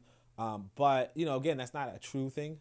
And also, it doesn't take into account how, if a species is slowly becoming its chromosomes are slowly being altered over time, whether that species now with an altered chromosome could not reproduce with another thing. So the thing outside of its species, which is again, that's an interesting question, because I'll say this, for reproduction, you do need a pairing, like you need compatible chromosomes, but the assumption that the chromosome itself never varies is not a truism. You get what I'm saying? It's not a truism. So like it never varies over time. It's not a truism. It doesn't even apply to human beings, where we ourselves have a dwindling Y chromosome. But of course, that's like thousands of years away, I think. I don't remember last time I heard it. So it's not like something that we should be concerned about today. Although it also, when I say thousands and I realize we're talking about this geopolitical scale, like I don't know what the scale is for the dwindling Y chromosome, but like you remember that this stuff that we're talking about happened thousands of years ago. So it's even possible that we could just be less masculine in a sense, but we'll talk about that another time, I guess. Like again, I would have to look into that paper, and that might be an interesting topic for a future podcast. But there's no comments on it, so we'll just keep going. I have covered this particular discussion of Neanderthal physical traits in the appendix. So, in these cultural and psychological characteristics, the Jews and the Islamic Arabs differ from all the rest of the world's people. Only people from the Eastern Europe and parts of the Middle East can claim Neanderthals per se in their direct ancestry. Can you imagine somebody actually said that? So wrote the world's acknowledged authority on Neanderthals, Dr. Eric Trinkaus, at the conclusion of his monumental work, The Neanderthals, in 1996. So he's saying only people from Eastern Europe and parts of the Middle East can claim Neanderthals per se in their direct ancestry, which is interesting because like the genetic science is actually pointing to every other people have Neanderthals in their ancestry, except for Africans, And like when we say Africans, we probably mean like the pure Africans, and not necessarily, unfortunately, not necessarily the some of the diasporas who might have become, forcefully, mixed or whatever. But of course, the thing that I articulate in the Book of Power, which is a really important text, I hope you guys get it. But in the Book of Power, I articulate that we can breed out our imperfections. Like if let's say if I have some imperfections and I mess with a woman who doesn't, right? This is why the African woman is the African woman and the African man are like I would encourage partnership with pure Africans, and if you're not necessarily pure yourself, in the sense that if you mess with a pure person and then you stay inside of a pure community, right, or a mostly pure community, then that genome, like that impurity, could be bred out. You see what I'm saying? Whereas it can't be bred out if you're in a minority situation. So like the longer you stay in America, the more you're going to breed in the Neanderthal gene into African people, if you would even call them African people after being bred into white folk, So that's another concern as to why it's really important to go to a black majority situation and a black purity situation. But anyway, if we pull our focus back from specifically Middle Eastern conflicts, however, we can also perhaps perceive an even larger truth about the evolution of the European West since the dominance of the Orthodox Judeo-Christian tradition. Our modern world, with its rampant industrial pollution and concomitant environmental destruction, derives directly from the Old Testament's assurance and supposed divine purpose that all the earth's plants, minerals, animals, and people existed only for the good of the chosen people. They did not, according to the Jehovah, exist for any other reason, and certainly not to create a balanced biological environment within which life could flourish vandalized Islam took roughly the same values directly from Judaism. Neither Jehovah nor Allah can be considered ecologists. So there's that word ecology again. But also, yeah, you kind of see this.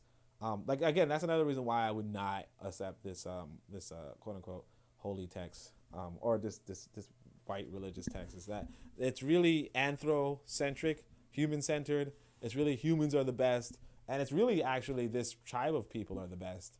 And so it's kind of like ridiculous if you're an African person to read this text and not pick up on the reality that you should not be reading this text. You know, I had this benefit when I was a kid. I saw this like cartoon. I don't know where it is, where they had like the gods all talking, and Jehovah was hiding away like a bitch while, you know, like Amon or whomever, like Amon and Zeus were just like, who the fuck is that little guy? You know what I mean? But like the real, like if you will, like, you know, I not to say that they're real versus whatever, but like the powerful gods of the time were something, and like for us to reject everything else as mythology and accept only the one that says, hey, you gotta look at the Jews or you gotta look at the Arabs, is like kind of just ridiculous. But anyway, so the great goddess and the good shepherd knew better. The present world would rather obviously use a revival of Neolithic true Christianity. Only some sincere reverence for the ancient great fertility goddess and her good shepherd consort Messiah can save us lost lambs that have gone astray. We have turned our overexploited world into a life-threatening geopolitical, religious, and environmental mess because of the gradually increasing influence of the Caucasus steppe, male-dominant, monotheistic, and anti-feminist mindset. Compassionate and responsible Neolithic true Christianity has always been opposed by psychosexually unbalanced and purely materialist monotheistic barbarians. So he's saying that true Christianity, you see what I'm saying? Like, that's fucking cracker.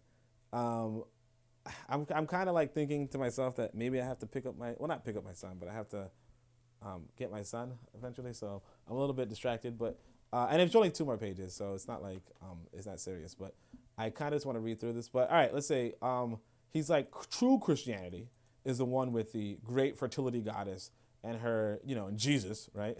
Somehow save us, you know. So I'm guessing Mary is the fertility goddess, you know, because she gets pregnant somehow. Because save us the lost lambs that have gone astray. We have turned our overexploited, life-threatening geopolitical environment, gradually increasing, whatever. He's like, the true Christians have always been opposed to the psychosexually unbalanced, blah, blah, blah. It's like, what are you fucking talking about? Like, crackers were never that good. Our major problem is that we have always been purposefully misled and confused about which religious orientation really represented which genetic and psychological perspective.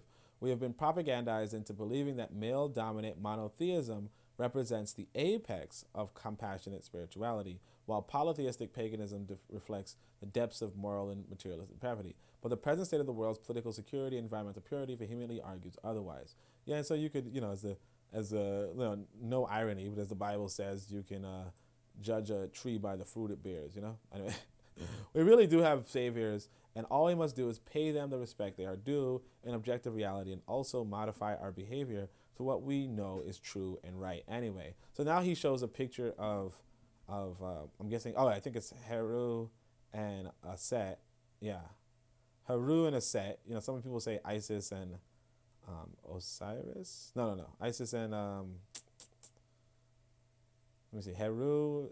I don't know what the name of Heru and the Western thing, but I don't remember. But sometimes I know. But anyway, so Heru and Aset, and so that image is now compared to Mary and Jesus, and the one of the things that they're showing is the symbol over Aset's head and the symbol over Mary's head. But anyway, the only true demonstrable salvation is, of course, the continued regeneration and maintenance of a vital environment. That was always the message symbolized by the original Madonna and Child. And so I could say that there is a lot of white people who worship what's called the Black Madonna, or Madonna in general, which is like a religious figure, like a prominent woman in the religious canon of the Christians, right? But anyway, so this was always the message symbolized by the original Madonna and Child. This message has absolutely nothing to do with so-called scriptural promises of eternal cloud writing and harp playing in the biologically sterile non-environment of some male god's monotheistic heaven. So yeah, as to say that heaven sounds like fucking stupid. and just try to create a better earth. But anyway, and that's some spiritual systems are like that. But anyway, but it has everything to do with the goddess, great fertility goddess, and the good shepherd. This 10,000 year truth is what the Jesus voyage is all about. So apparently this might have been the appendix to his book, The Jesus Voyage. And very likely, because if you guys look at the website for it's in the description, it's michaelbradley.info/TJV, The Jesus Voyage, /appendix4.pdf. So it's possible. So it says to view an additional more detailed information of the Jesus Voyage, click here, go to the index. So like I said, if I were to recommend this book, which I wouldn't probably, but if I were to teach on this book, I'd probably pick through different paragraphs and pages and ask it different questions. Like, here's a question that if you were to teach a class like this, when you see the fuck shit, right, you can make a question to get out of your students, oh, did you see that fuck shit? Like, what was the ultimate, whatever, you know what I mean? Or like, what was the fuck shit here? Like, or what is some what is some evidence, against the claim made on page 84? You know what I mean? The claim starting with the present world, blah, blah, blah, right? Like, what is some evidence against that? So you give the kids critical thinking, and you give them critical thinking towards your objective. And that's what these white people did. Like, that's what these white people do. But anyway, that's actually the podcast. It's a good 3 hours. So, and that's me standing up for 3 hours on barely any food, but it's all good. Appreciation to everybody. Shout out to everybody who came through. Afro Jam, Kofi, Brother Bakari, Bill, Buana, Forecast, and that's it. Make sure you guys check out the rest of KW's Radio.